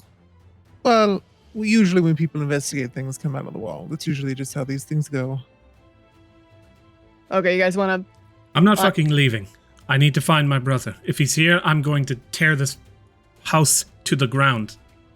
I'm going to give you a dose of a reality check. There are a bunch of undead things. One of them could possibly be your brother. So, yeah. Just keep that in mind. It's not impossible. No. Unlikely, though. You guys want to ready some shots at whatever's growling back here while I pop open this wall? Yeah. Sure, let me just... Age, can you ping the wall so I know where it is? Over on the left side, there is a large section of false wall, it seems. With your guys' extensive current dealings with these walls, you can pick them out at right now. I will hold an Eldritch Blast for when, if anything comes out that's hostile. I lower my gun, ready to fire. My rage's gone, yeah? It's been past a minute? Yeah, as you guys kind of convened and talked.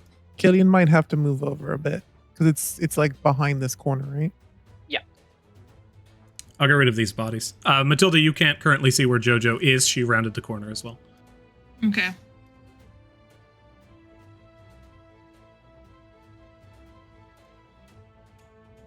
Morrigan takes like a stance near the rear. All right, Jojo. How are you going to blast this wall down? How am I gonna blast this wall down? Good old punch? I don't know. You just lean back, and with the force of your attack roll, no roll needed, you just blast a hole in this small wall. In front of you, you see a row of body bags. And as these body bags, they all have these kind of like pale blue flowers that have been placed on their heads. But as you glance with your passive, you can see that these are not flowers. They are what seems like this kind of painted blue feather in the shape of a flower that had been placed on the foreheads. Several of these bodies are now pushing against the sack. Well, I think it's about time we put people to rest for good. We blast them away, or are we just gonna wrap these things up? No, blasting. Let's go. Is this a 10-foot gap? Can I be next to Jojo? Yeah. Okay. All right. Oh, lordy. Ew. This is so cool and gross. I hate it. Looking forward, Jojo, you can see a staircase in the distance leading up to a second floor. From the exterior of the cabin, there was no second floor. Wow. Oh, weird. Oh, wow. Wowie, Some wow. hinky stuff going on here again. More fey portals. I don't know if we want to blast these guys. Does anyone just have a dagger? Let's put them out of their misery quickly. Morrigan runs forward and is like, I'm going to check them first. Okay. What's wrong with you people? She leans down and just like growling. Pulls her own dagger out and just begins to cut at the top, looking in towards the heads, and you can see eyes just like stare up towards her. She just kind of closes one and moves down to the next, one at a time, looking, and she's like, it's not him. Do what you want. None of them are him? No. Are they full reapers like the other guys? Only a couple of them seemed to be moving. The rest of them seem still. Okay. 2 to be precise. Jojo? Yeah. These are probably people that are going to be turned into undead, or they're already dead. They're bound. You have very large feet. It might be smart to step on their faces and make it really quick. If I'm making it quick, I'm not using my foot. And she brings out the dueling hatchet and just takes it down on one of the ones that are moving. Silence. Yeah, she'll just go through and smash all of their heads in. Oh my god. Sorry about that. As JoJo's doing that, can I telepathically towards Darling? You wouldn't happen to know what could cause something like this, would you? Oh, I love your voice. Some kind of ritual. I don't care. As long as we're together. Matilda would ask you to cut off their heads. Okay. And, yeah, You decapitate think this them. isn't good enough? Decapitate them, please. Morrigan's Okay. like, you heard the woman, decapitate them. You know, I'm not really. I've only killed like one person before. This is okay. She goes. You already killed them, so when you're dead. JoJo goes to like be like, I've only ever, and Killian just kind of like shoves her to the side, not hard, just like kind of taps her on the waist and like pushes, and she takes the Enthian longsword, and just kind of like places it almost like a guillotine to just like push down and just like sever each head. Very efficient, Killian. Thank you. Morrigan steps back and kind of this occurs, and you see she kind of looks away and looks up the stairs and just begins to kind of tiptoe in that direction as you just Morrigan. remove the heads from each of these undead creatures. Morrigan, Yes, we haven't checked for traps. Wait. I'm looking as we speak. In the back of Morgan's head, she just hears, "No, I don't mind you being the punching bag for any new explosions, but we do have, a bigger person to deal with that stuff." Jojo, you remember when I told you to do something and you didn't like it? Do you mind if I ask you to come with me now? I don't remember that. It was fucking seconds ago. Are you... Just come on. When? I don't know what we're talking about. She begins to move up towards the stairs, reaches the top, and just begins to ascend the staircase to another floor. From their battered faces, did they all look like they were human? From what was left of their facial features? All human. All human? Okay. Good to know. You reach the top. Morrigan begins to move in. And Jojo, with your passive investigation, in this complete darkness, she is looking about as though she is investigating. I still have light going. You are downstairs. Okay, just saying. I guess you Jojo, cast it ask- on something on yourself, yeah. Just kidding. Never mind. I'm good in dark. Should You we say go that out loud? upstairs? No. I was Okay. just going to cast light, but I'm like, nah, never mind. Gotcha. Morrigan begins to look around. You guys see in this second floor area, it almost seems like a showroom. As you are glancing about, you can see various different small, but very ornate wooden kind of side tables, and inset on top of them are jars, most of which open, or some of which broken and shattered, and two of them remaining completely intact here and here. There's another two that are semi-open here, and you can see this just little sprout of vine coming out of each of them. At the base of each of these jars is one of those vials of yellow and red liquid.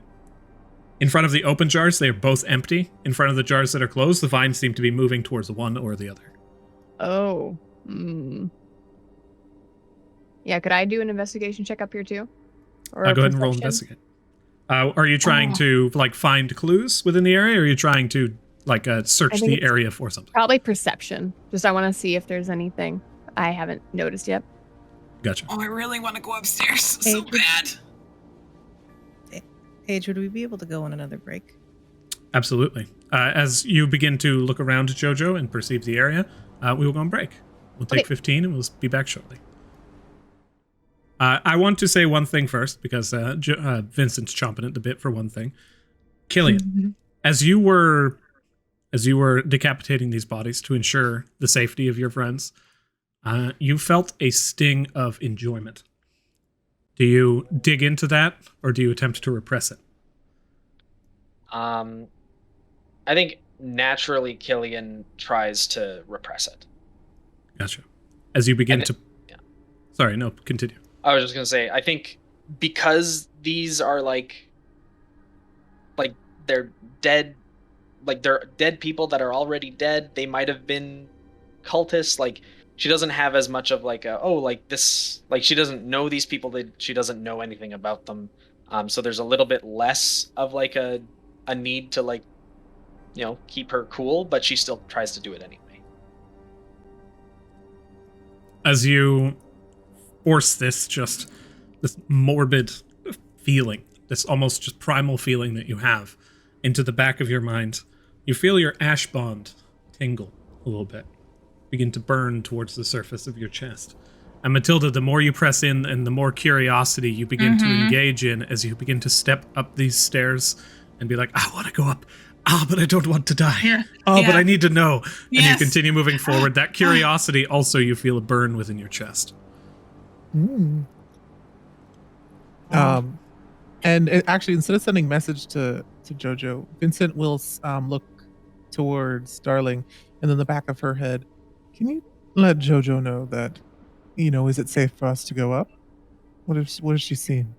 She gives a mischievous like bow, and then Jojo, you hear this disparate voice in the back of your head. That's just like, fuck you. Fuck you. I'm tired of your bullshit. Keep I don't even know who you are. Garbage eyes upon the ground, you whelp. What? Stare hard. Are you from the Rift Hunters? She looks towards you, Vincent, and is just like smiles. As far as you can tell underneath this mask, and just gives a nod and a quick like bubbly jump and returns to her perch at your back. So what did she say to you? Incoherent babbling. Vincent just, can I roll insight, or do I need to with a pass of 19? No, you immediately know that she was just being scathingly rude. And Jojo is probably confused. Vincent just puts a hand on her hand and then holds it a little bit tighter. I don't like those who don't listen to me, do you? Ooh. You hear that voice in the back of your head, and it's just like, what do you see, bitch? Whoa. I know that I hear it. A goddamn problem. What the fuck? Show yourself, you bitch. Come fight me face to face. She relays this information to Vincent. I think I can hear it by this point. We'll work on it. And he'll just yell up the stairs, Jojo, do you see anything? Some urns? Is this you? What are you doing? I hear a voice. There's urns. They're drinking potions. There's a giant statue. There's some books up here. Does it say? Matilda's like frantically pacing at the bottom of the stairs. I would say Jojo, probably not. But previously, as you examine the area, you would ask like what more was in the room. There's some bookshelves inset in the walls over in these 6 corners. And there is a standing statue at the far end covered in dust. Nothing in this room has seemed to move in quite some time. I mean, nothing's currently trying to kill me, but it's probably not safe. You can come up if you want. I come up. Vincent looks towards Killian. Oh. You okay to come up? Or? Yeah.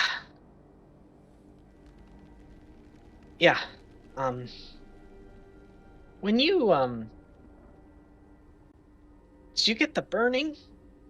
And she taps her chest, even though her ash bond isn't on her chest, because she knows that your ash bond is on your chest. Yeah, I think my insight is high enough to understand what's going on. Oh, are you interesting? Yes, it was bothering me quite a bit before. Okay. It'll get to a point where you need to get it looked at by Lavos. Once it reaches there, we'll go do that. Okay. These guys are done. And she just like wipes the Enthian longsword on one of the last remaining body bag, and then sheathes it and toddles on to the rest of them. Yeah, just before that, as punishment, Vincent instructs Starling to go up and doesn't give her any room to like question it Talk or back. anything. She moves forward against your stern motions and seems to enjoy the scolding. And she then moves up to the second floor. As she goes, Vincent will turn around to Killian. Just so you know, once we're done with this and we go back home, you want to talk about some stuff, let me know. I didn't mean to put your rune mix in, the line of fire, but I don't like when people aren't truthful. I don't either. No, I've had a different time than them, both when we were in the dungeon and when we came out of it. I don't know them as well as I feel like I should, as well as I feel like I do, if that makes any sense. It does. Anyway, let's just... Thanks. We can talk later. But I guess now there's things need killing or whatever. And she because she's put the sword away, she pulls out her rifle again. The ammunition just kind of floats above the chamber and locks itself in. And then she just kind of pushes past. So cool. I think as Killian moves forward, Vincent will just smile a little bit at that. Grew up so fast. You all arrive on the second floor and see the same. There are these urns that are being fed by these similar vials to downstairs. Bookshelves on the walls. You can see paintings inlaid over top of the bookshelves. All of the same kind of just horrific kind of... You see these scenes splayed out in red and white and black. Some sparse colors of this just bright yellow with distorted figures, but all in abstract patterns. And they are identical across all 6 paintings, with these books inlaid. And as you looking at the books, there's no writing on the covers. The small pots with the vines that are kind of poking out, leaning in towards the liquid, are just incredibly just still, and are just slowly growing at the speed at which you assume whatever kind of plant within here would grow. They're not siphoning down to get to the liquid, but they're just there. You find yourselves in this very quiet second floor. Is anything calling to me? You begin to focus in on your book for a brief moment. Go ahead and roll religion. Ooh. As you try and find kind of anything that might be in this arcane world. I want attempting to get guide your information. myself. Okay. May I guide myself, Adrian? Oh yeah. If you have premeditated time, you for sure can. Okay. I like to always ask. For sure. Oh, not great. Pooh! Damn. You focus in on the book, and you hear almost like a creaking sound in the back of your mind. Excuse me. You hear hunt. Hunt? Hunt.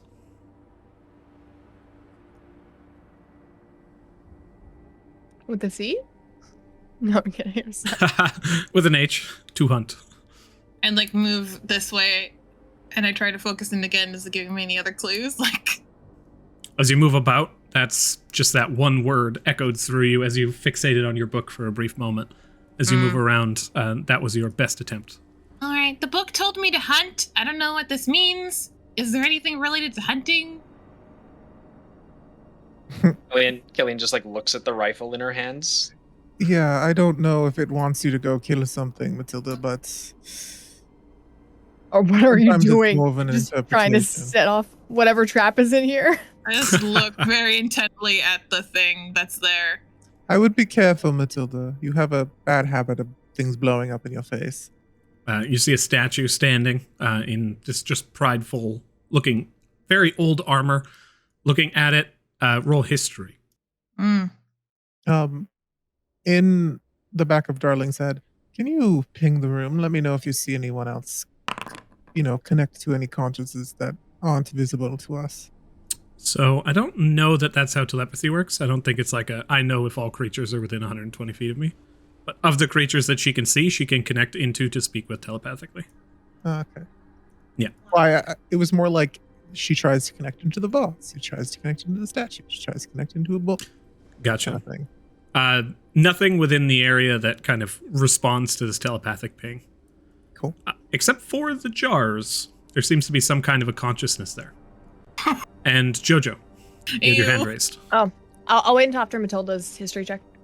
Okay. Matilda, post your history check 20. You, looking at it, you see an old faded symbol of the Blooming Blades. And underneath the symbol of the Blooming Blades, carved into the bottom of one of the plates, you kind of lift up a little bit of chainmail, and you can see once again a symbol of a porcelain hand holding an upturned bladed sun.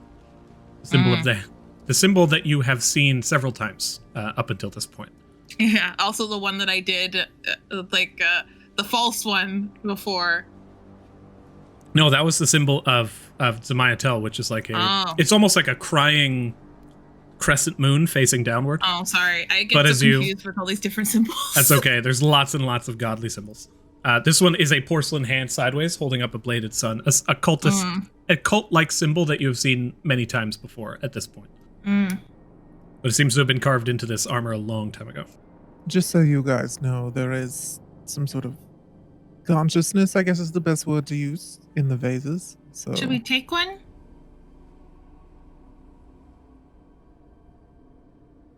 Personally against touching anything until we know what it is, but I guess that's where I come in. I'll move up to one of the is it the vials that we want to identify? The vase. I want to know what's inside. Yeah, there is a vase. It's about maybe like 1.5 feet tall. Relatively like large vase, and you can see vines kind of leaving it. Okay. 6 of them in the room, so. All right. Well, I'll go up to the nearest one. Yeah, the one that had sentience. I wanted them to identify one of those. I think all of them did, right, Adrian? These 2 are open, and there's nothing within. And then the other 4 are like leaching towards the vials of red and yellow liquid that at their base. You walk up towards this one, Killian. Do you ritual cast this?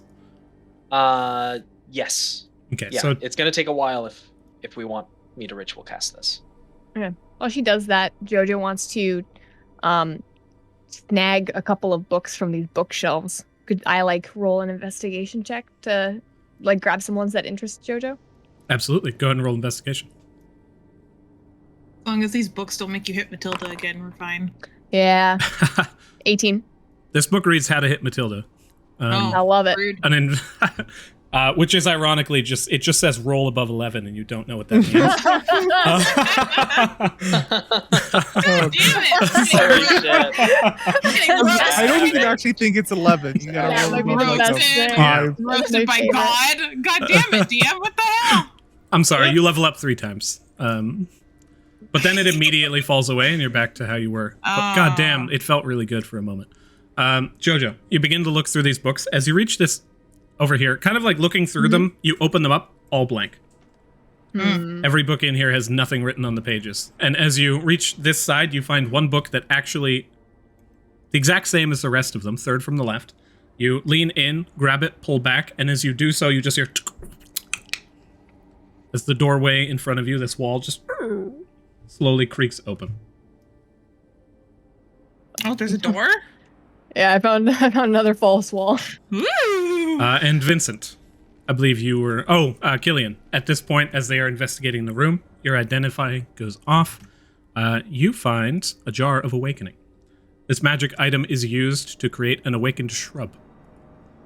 Oh. They seem to be, as far as you can tell, somehow feeding these slowly awakening shrubs this liquid for some reason or another. Okay. I relay that to the group. I mean, we probably don't want them to do that, right? No, I don't think so. Should take away the It's just vials. a sentient plant. What's wrong with that? Well, a sentient plant that's being drugged. Well, can Vincent go over and just gust the liquid away from the vines? Yeah, the vials are just kind of loosely placed in these little stone decanters, or stone plinths, and as you gust, they just fly off to the side and shatter against the books. Simple enough. The liquid hits the ground, and when the red and yellow liquid mixes, it just begins to aggressively bubble in this kind of just alchemical equation, and it turns that pale blue before eventually the liquid settles and goes inert. Drinks did that, or ciders did that before it was time for us to drink it. Yeah. You didn't drink it, did you? No. Morrigan's like, nope. Oh, well, Not I like me. to check. I'd be surprised. Killian just like gives like a sheepish look to Vincent, but doesn't say anything. He doesn't say anything either. Should we take one of the things with us? Jojo looks at Morrigan as she's like, not me. It's like, Can I passively insight check that awkward ass laugh? With your passive insight, I mean, awkward as fuck. She doesn't seem to be lying, but for some reason was being very awkward as fuck with that statement. As for her motives, she seems to try, and it seems like she's trying to fit in with you guys, as best as you can tell. And she approaches this other room and kind of begins to look around. You see this small barricade of sand and stone in front of you, blocking this small pathway that goes up about 10 feet. And you can see there's a bit of room between the stone barricade and the roof. So there's an opening there. And to the side, you see stacked furniture covered in old blankets and just caked with dust. Any Who wants ghouls and demons? Who wants to stick their eyes in that hole? None visible. Morrigan's like, up you there." guys did a few, I'll try. She kind of just Is that really necessary? readies an Eldritch Yes. Blast. It's always necessary for progress. Seems to go down. Looks like someone excavated there. There's stone carved through the floor, and it seems like it goes down a ways. There was a big hole. back down to the death pit. Throw something down there. She grabs a rock and tosses it. Like, Oh, Did it wow. hold down, Adrian, or Just just keeps going. forward? it goes down. This area right here. Now hear me out. I think we might need to try and find a false wall. It's not like it's been a trend. I look for false walls Yeah, I help Roll Matilda. investigation. Advantage with my help. with Indeed. guidance. I can just get rid of that. Advantage with guidance. 16. 16. As you begin to look around, you do not actually find any more false walls. In your investigation, you determine that the like outer perimeter that would sustain a house has basically been, as far as you can tell, explored from the standard of where the exterior met the ground. But as you continue investigating, you do see on the other side of these pieces a small chest that has been hidden away on a nook between these pieces of furniture, seemingly intentionally placed. And as you look at the chest, it is locked with a small padlock, but it is not like a 6 foot wide chest. It's big enough to be able to pick up and handle. Is it alive? You don't know.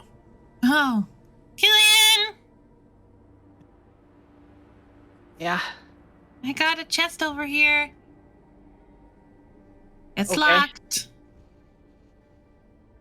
That's something that you're good at. Vincent will try sending a message at it again. No ping. It's not living, if you're wondering. That ladder is so scary, Adrian. That just like goes down to nowhere. It's fucking freaking me out. Don't like it.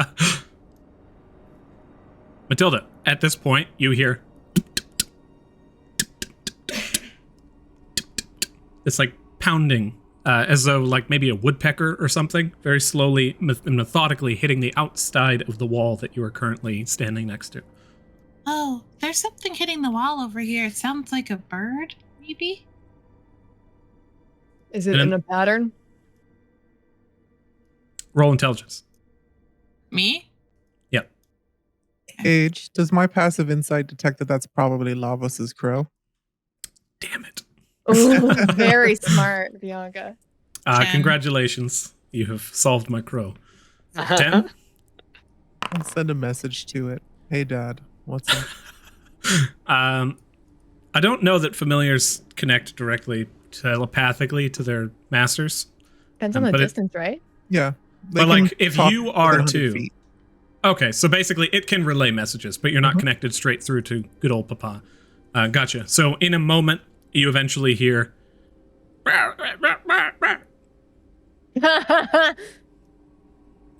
try. Can I let him in? Is there like a way that I can like? It's just wooden wall. You could blow out the wall. But aside from that, and Killian, if you're going to attempt to deal with this lock, you find it like Matilda hidden on the other side of these pieces of furniture.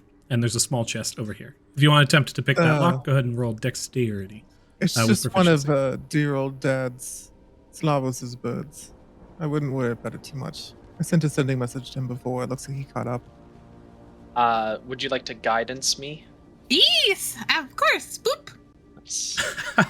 You feel a spark of divine intuition. And the padlock just comes a clicking open, matter of seconds, as you just... It opens up. You, looking at the chest, does not seem magical in any right, as you slowly open it, doing the proper investigations, of course. You look into the chest, and you can see that it is filled with a fair little bit of loot. Some magic items that had been taken from individuals. You find 60 platinum pieces. What? How many? 60 platinum pieces. Holy shit! Sorry. That's only 600 gold. I know, but that's still I wasn't expecting that. Jesus Look at Christ. this guy. Okay. Only 600 gold. Sorry about that. An additional 700 gold worth of trinkets. I have you find 7 golden gold on my jewelry? person. Sorry, Adrian, can you go through those 60 platinum pieces? Indeed. 700 gold of trinkets. Worth of golden trinkets. There is a bubbling red potion that does not seem to be a potion of healing. Killian, you have proficiency in alchemy, yes? Do. It is a potion of fire breath. Ooh. Okay. And there is a wand that looks as though it has been entangled in this kind of darkened wood. Want me to take a look at that? See if I recognize it? Well, don't touch it, but you can move the chest and look at it. Is any of this your brother's? Morrigan. She moves over, jumps on top of the furniture, and kind of just like squats down, looking at it at a quick glance. No, fuck. Can I make an arcana? You may. Ooh, natty 20. Let me actually check. Based on the rarity, you may not even be capable of discerning the nature of this at current. Oh, my natty 20. You do recognize it. It is a wand carved from Irian rosewood. This, as you kind of have looked through, you're just running through your mind palace. And as you find the wand, it is an imbued focus for a rod, staff, or wand, cut from a tree infused with extraplanar energy. If you're a spellcaster, you can use the wand as a spellcasting focus. When you deal damage, expected to the type of the wand, you gain a +1 bonus to damage of the spell, provided the damage type is associated with the item's wood. This particular focus is radiant damage. So, if you is attuned to the wand, you have it. You cast a spell through that does radiant damage. You gain +1 damage to radiant damage. Through. Indeed. Okay. It's a spellcasting focus. So many wands. Chance it to Matilda. Well, she only has so many hands, so. Well, is going to be wielding them like Wolverine claws. Yeah. Oh, I love that. Do I want to eat this? Like, I just hold it and I would listen. I think it would benefit the family if we keep a couple magic items. Plus, if we get new recruits in later, we can equip them adamantly. It can't be good for your stomach. There's one final item. It is an amulet that seems to be covered in clockwork. Ooh, cool. Oh, is that... Jojo, with your previous Arcana check, you shocker. This is a clockwork amulet. The clockwork amulet. Let me go ahead and open that up for you. I believe it's a take 10, right? Once a day? No, it consumes the item when you do it. Oh, really? Yeah. Or no, it's once. No, it's once a day. Used again until the next dawn. Okay. Yeah. Cool. So instead of rolling, you just make the roll 10. And it's not attunement, right? No, it doesn't require attunement. It is not. Great. Someone can use this already. Who wants this one? I kind of like it. Yeah? Okay. It fits your motif to you. Hands it to Killian. At this point, you guys hear coming from out the hole, and you see a large puff of dust and a faint white light that pours out of the hole on the far right side of this room, and then it fades away, and you hear oh, company. Nothing seems to be happening beyond that. And as you kind of like tentatively look over and to wait to see whatever might come out of it, nothing does. Well, if you're trying to be intimidating, you're sadly failing. We should probably figure out what's going on down there. I hear like ominous laughter. It usually doesn't lead to good things. Should we go down the ladder? Should we drop down something that's got the light spell cast on it first? Yeah, we could do that.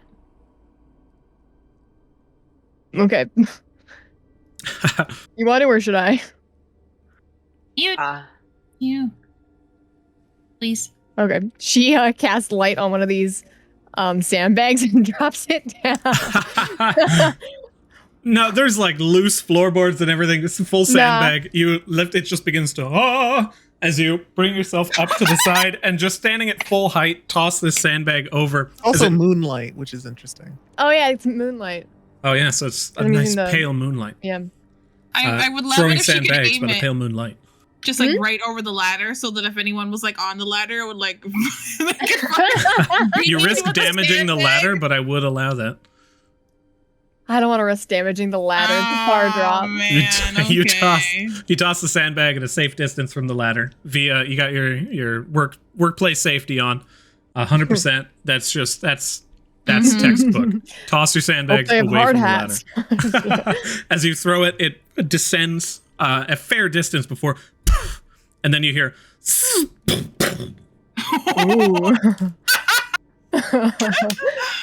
We have company down the ladder. Did we look down? Do we see what that sound was? Can you throw another one? Throw another one to see if it was just a one-time thing. Yeah. You await a moment, looking down the ladder, and it's like this surreal just distance, and then light kind of lighting up a small, very dark stone chamber. And as you glance down, you see this kind of just like chubby older man approach with a dagger and just begin mindlessly stabbing down at your sandbag that you had thrown. You see crystals kind of growing up the side of his head and just extending past his forehead. Well, is there an even heavier thing around here? One of these stones, do they come off? They are probably more than you could handle. Go ahead and roll athletics to see if you can dislodge and throw it. Can Vincent just chuck a firebolt down there? Yeah, you kind of like lean over and you begin to aim. Jojo, you go to push the stone, but it's just far too heavy. Okay. As you attempt to just get it to dislodge, it is like wedged in there. And Vincent, you walk forward and just shoot a firebolt down. Go ahead and roll it to hit. I'm gonna use. What's the different distance? It is not. It is within 120 feet. Looking down, it is probably around 80 or 90 feet down. Is that your brother? 13. Oh, it's still counting me as blessed, but 13 hits. Go ahead and roll damage. And Jojo, as you kind of discern the distance, this spot, this ladder leading down, seems to be at a different depth than the one downstairs, because the one downstairs was an equivalent distance, which means you're like 20 or so feet higher than you were before, and this one goes above that. 13 damage. The figure just fucking drops. The head immolated in a moment, and the entire body just slumps over to the side. He's dealt with. That wasn't your brother, was it, Morrigan? She has been looking down the entire time and just sees this really 4 foot tall, maybe 250, 300 pound person just slumped over at the ground with like a thinning white beard and a bald head. And she looks back at you and is like, no, it was not. Okay. I would have hoped not, dear. I would have, no offense, felt a little sorry for him. Don't judge. Do we have That man might have been fine before you killed him. He was... It's fine, never mind. You're Bring right, I don't order. care either. we want to climb down it? Yes. You first. Great. Me Okay. first? No. We stay around the back. Should we be like halfway just shooting spells off? I think you should throw another sandbag down to see if there's anyone else that it kind of like alerts. Throw Well, one I more just down. threw a firebolt. If that didn't alert whatever's down there, I got another sandbag, it will. Huh. Jojo, you begin to descend the ladder. As you reach the point where you would hit the excavated roof and you look down, you can hear just faint pacing footsteps down, echoing through the hallways, preparing to await the sight of somebody going down the ladder. What do you do?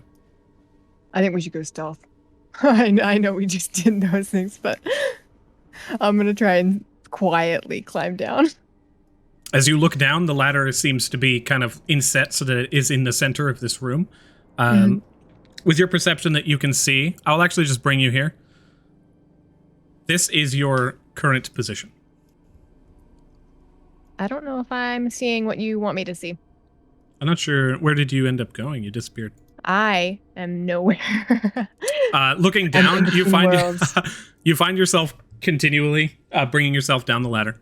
You are just kind of at the second portion and carrying down further. I see. This is where you are currently, in the center of Okay. the room. As you look down the pathway, you can see that there are people who are prepared to blast you. And as soon as you begin to move in your attempt to be stealthy, it seems to be impossible. And when you hit the point where they can see you, immediately they unleash this blast towards you.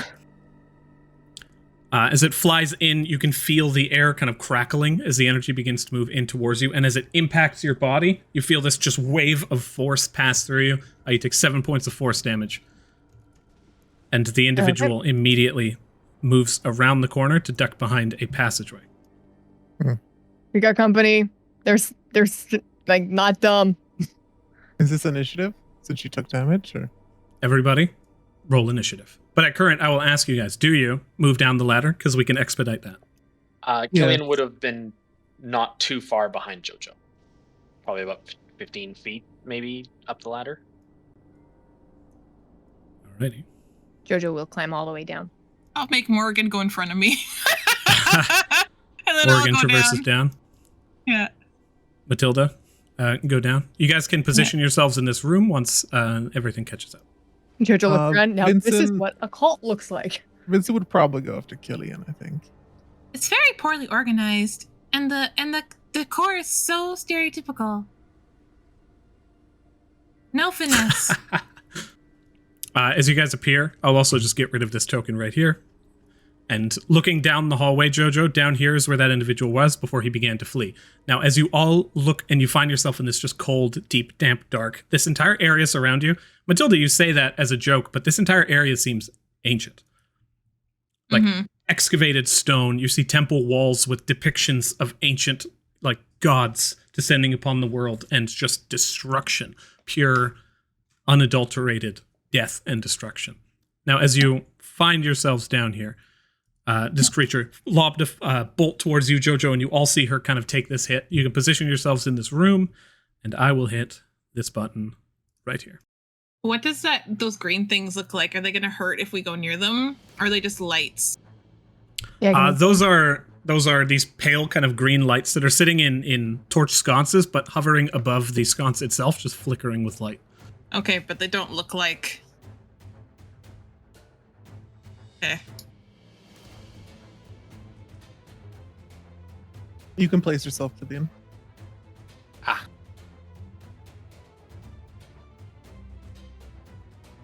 You hear the shambling of bones down the way. You see a old woman who is standing at the far end holding on to some kind of scroll in one hand and just staring down towards you with the shaky movements. And further down the pathway, you can see an individual standing in these just fine attire.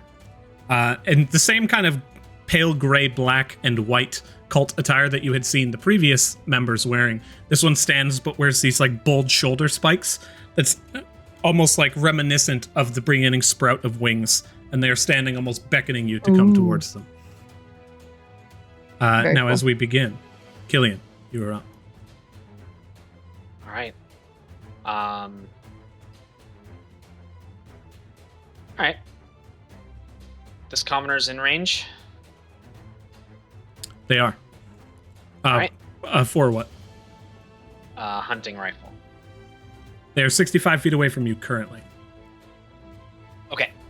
I will move. So I need to move 25 feet closer. That seems like a bad idea. I don't want to do that. I will move. I will move next to Jojo, and then I'll take a shot with disadvantage. Okay.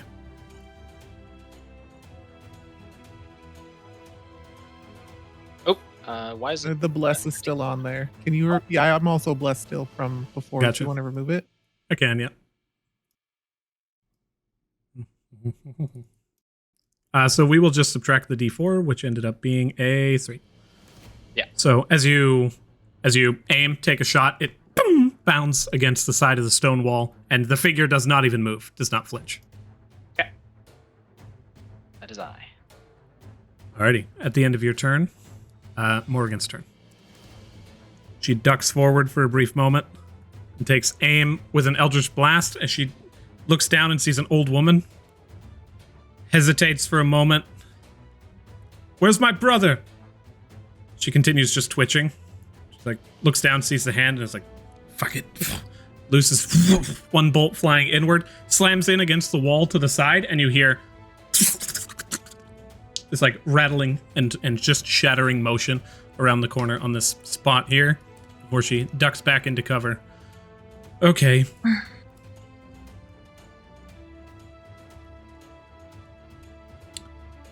You then see 2 skeletal figures, coated and covered in yellow crystals, rushing forward from around the outer edge as they run inward and attempt to slam into you guys.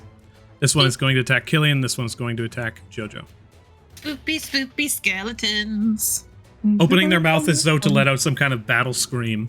They bring their blade up and, moving with more vigor than you had seen of the humans who are in this area, these skeletons, full of life, ironically, begin to dig into you guys. Ouchie. Jojo with a 19, one manages to hit you, and Killian with a 13, one you manage to nimbly duck out of the way. Jojo, that will be 5 piercing damage. Okay. And as the skeletons continue their onslaught and you guys manage to attempt to push them back, the fanatic at the far end takes a few striding steps forward. How far are y'all?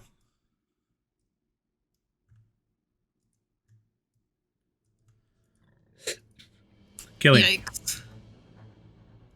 I need you to go ahead and do something for me. Okay. First, roll a charisma saving throw.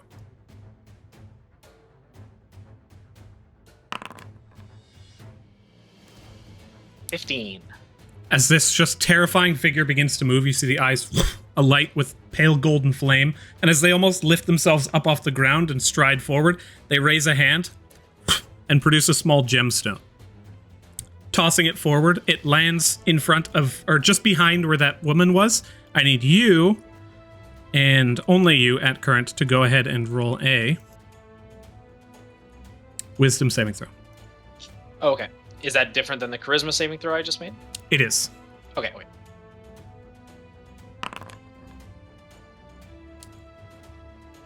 Not good. 7. Actually, I'm sorry. He does not do that in the slightest. Instead, he pulls out his hand, infuses it with this radiant energy, and just lobs this bolt that begins to fly, almost spiraling. You can hear it moving its way through the air as it ducks up and around this woman and flies in towards you. That'll be a dexterity saving throw instead. All right. My apologies. All the saves. All good. Run the full gamut. Let's go. Oh, I'm sorry. Actually, it's an attack roll. As this bolt slams into you, you begin to emit this radiant light that begins to fill the room around you. And as it just becomes almost blinding, you sit and you kind of hold yourself back, just emitting this out loud. You take 7 points of radiant damage. and are currently emitting bright light for 20 feet and dim for another 20.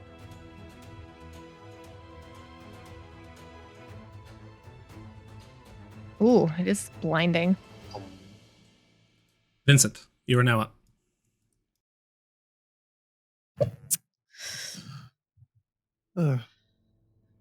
These guys are getting a little bit too close for comfort, in my opinion.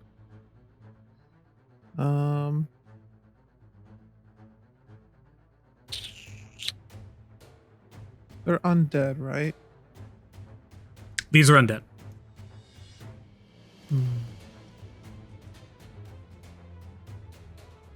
Vincent will look towards this guy and be like, I'd appreciate if you backed up a bit. And I need him to roll a wisdom saving throw, I think. Yeah. Which of the two? Wisdom, as I cast Dissonant Whispers on him. Also, as you begin your turn, you feel this just necrotic energy rake through your body from your feet up. You take 2 points of necrotic damage. Okay. Cast Is this the if you lair? want to hit the damage button, it will prompt a save for me. It's a lair action? What the hell? Again, might be just the way it is. It's just the way it is. Some crypts will never change. That's the worst possible failure. Ugh. Oh. Darling disappears. She looks towards you and reaches a hand out, and just before she manages to caress your face, she begins to dissipate from the bottom up, and she says, in your mind, "No, one more touch." And she's gone. Vincent just squints his eyes at this guy. He's very annoyed. What was the damage that you dealt to him? 12 psychic damage. 12? Did he fail his wisdom saving throw? He did. Okay, so takes that damage, and then he has to start running. As his reaction. Run away. Not that guy, this guy. The other one? Okay. And as he starts to run, Vincent will get an attack of opportunity off. This is not considered forced movement because they have to use their reaction. Gotcha. And Jojo also gets an attack? And Killian and Matilda as well, yeah. Only Morrigan doesn't. 24 to hit. 24 hits. I'll tell you what, no point, because as they begin to run, you just blast them. You pull out your rapier and with one quick move, sever the creature in half. It falls to the ground, nothing but a clatter of bones. Beauty. Cool. The rest of you save your reactions. So this guy would be here, by the way, so I would like to be able to move back without, because it was the guy next to me that did all this. Perfect. Vincent's gonna back up. And he'll end his turn. Alrighty. Jojo, you're up. Jojo is going to she's gonna ignore the skeleton for now. I don't suppose my movement could be reset, could it? Yep. You could reset it now. Here, pause for a sec, let go of your character. Should be good. Thank you. Okay, 5. And then I'm trying to get to this one, but it's already getting me a wall. Thank you. Okay. And now... Okay. Jojo, as at the beginning of your turn, you suffer 5 points of necrotic damage. Okay. As you begin to move, you take a step forward and you sidle around the skeleton, and as you kind of place your feet down, you just feel this immediate burst of energy up through your body. Can I tell where the source of it is, or no? It occurred when you were here. Okay, so might have something to do with the lanterns. Careful with the lanterns, I think they hurt. Well, Vincent also got hurt and he was standing here, so. Oh. She is going to... This is 15... I think she's gonna go here. She's going to wave her hands in the air, and she's gonna say, "Ero do chaos," and she's going to the chaos rips into her hands and just she punches it forward towards this human commoner. Actually, sorry, I'm gonna move forward more. I'm gonna move forward much farther. How far am I? 5, 10, 15, 20, 25. I think I gotta go my full 30 if I don't want to possibly hit anyone. I just want to be Yes? I was just going to say, I'll temporarily pause you here because as soon as you move within range, her held action goes off. She unfurls the scroll and begins reading the words upon it. And you just see this plume of flame fly forward towards you. Roll a dexterity saving throw. Okay. Dexterity saving throw. I have advantage. Oh, for some reason it's ninja. Yeah. Why ninja? Go ahead and roll a new one. Okay. That's 20. 20. You dodge backwards as this plume of flame erupts out and around you, and you manage to get scorched a little bit by it, but in this just faint surprise, you see the ashen scroll kind of flitters away, and she stands there now basically defenseless, but you take 6 points of fire damage. Okay. Pretty bad roll. You may now continue. Yes. I think... How many people are within 30? You know, it's fine. I'm going to Chaos Bolt this lady. That is a first level spell. No, it's not. Where are you? Where are you, Chaos Bolt? Oh, it's at will, apparently. There we go. Cast spell. I'm also going to do my aberrant ash bond beat. So attacky. Yeah, well, I have to roll first to see if that's the thing. Attack normal.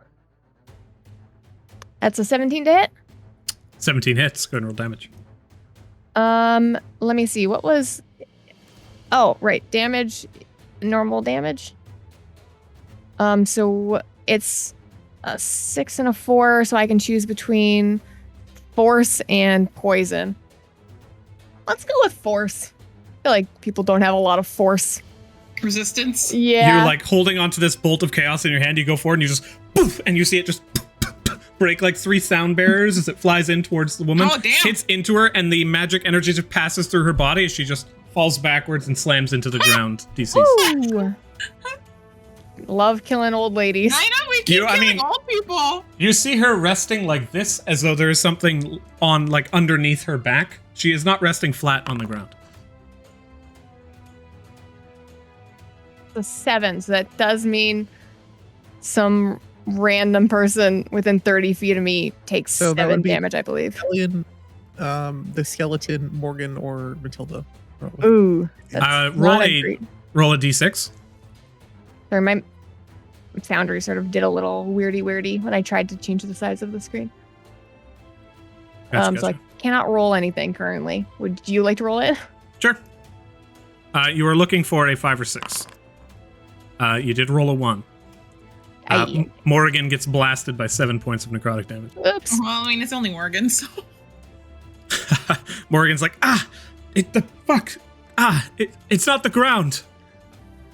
It's something, I don't know what's causing it. I don't know what kind of damage... What kind of damage is it when I do my aberrant ash bond? I believe it's of the same damage type that you just dealt. I think it might be. It's force damage. It's force damage, but it's always force damage. Oh, okay, perfect. I said necrotic. I meant force. Okay. Yep. And then as my bonus action, JoJo's going to drink a pint of ale. And 44 plus 4. Roll. You hear Heal 15. You hear the cultist on the other side of the room yell out, "Vice is sin. You shall be punished." She just flips them on. While drinking. Mid chug, just yeah, just like. One for the homies. Matilda, you are up. Woo! Okay. I want to go here. Oh, can I kind of squeak by the skeleton dude into the adjacent space? You can. Okay. It's not letting me because oh, thank you very much. I see the cultist dude, yeah? At the beginning of your turn, you take 9 points of necrotic damage. Owie. Oh, Jesus, fuck. Okay. Okay. Okay. There we go. All right. I see the cultist, right? You do. 19, 20, 20. Okay, how far? They are 60 feet away. Okay, no, I'm just talking to myself. I'm going to beat it. Okay, normal.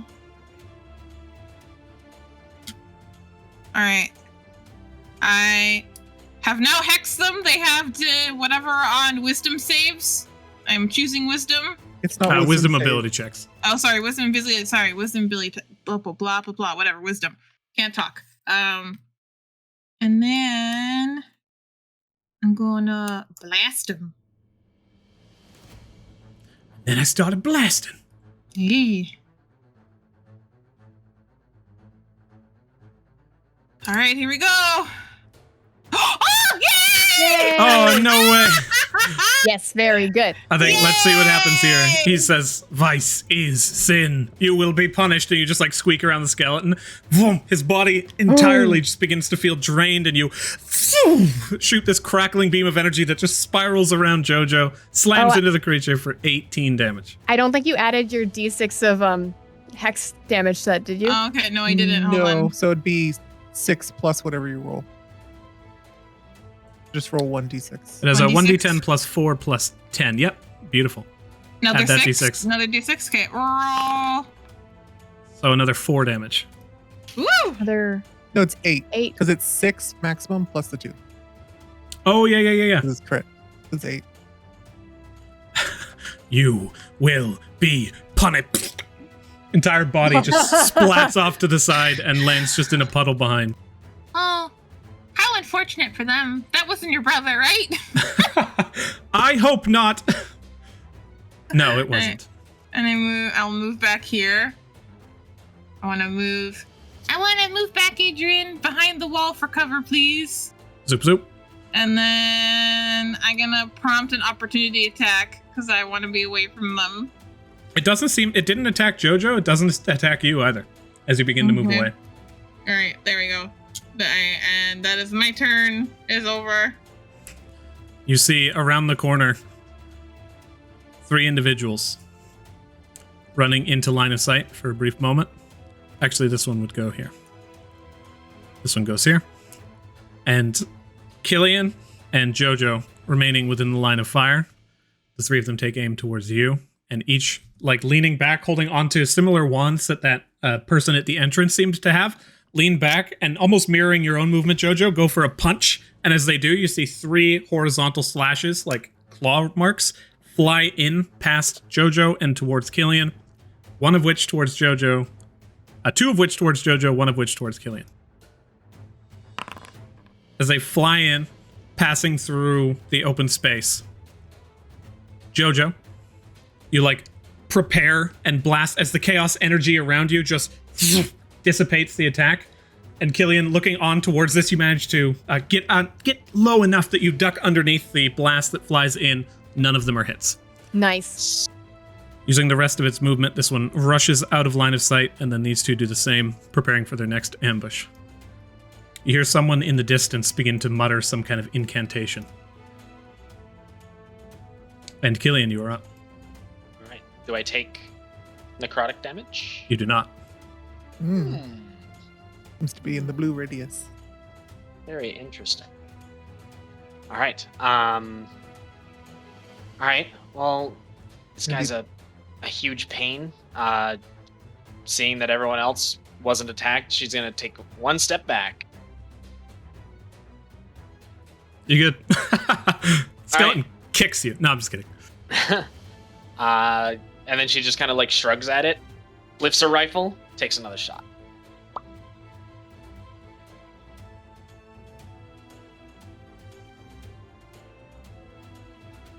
Not good. It's like the Second 9 in a row. Take an aim, you shoot, it slams into the rib cage, knocks the rib off to the side, and the skeleton's just standing there, still kind of preparing, waiting to it, like leaning forward and almost planning its attack as it glances around in periodic movements. Right. Killian's just kind of like, and is going to move back to the spot that she was in. Alrighty.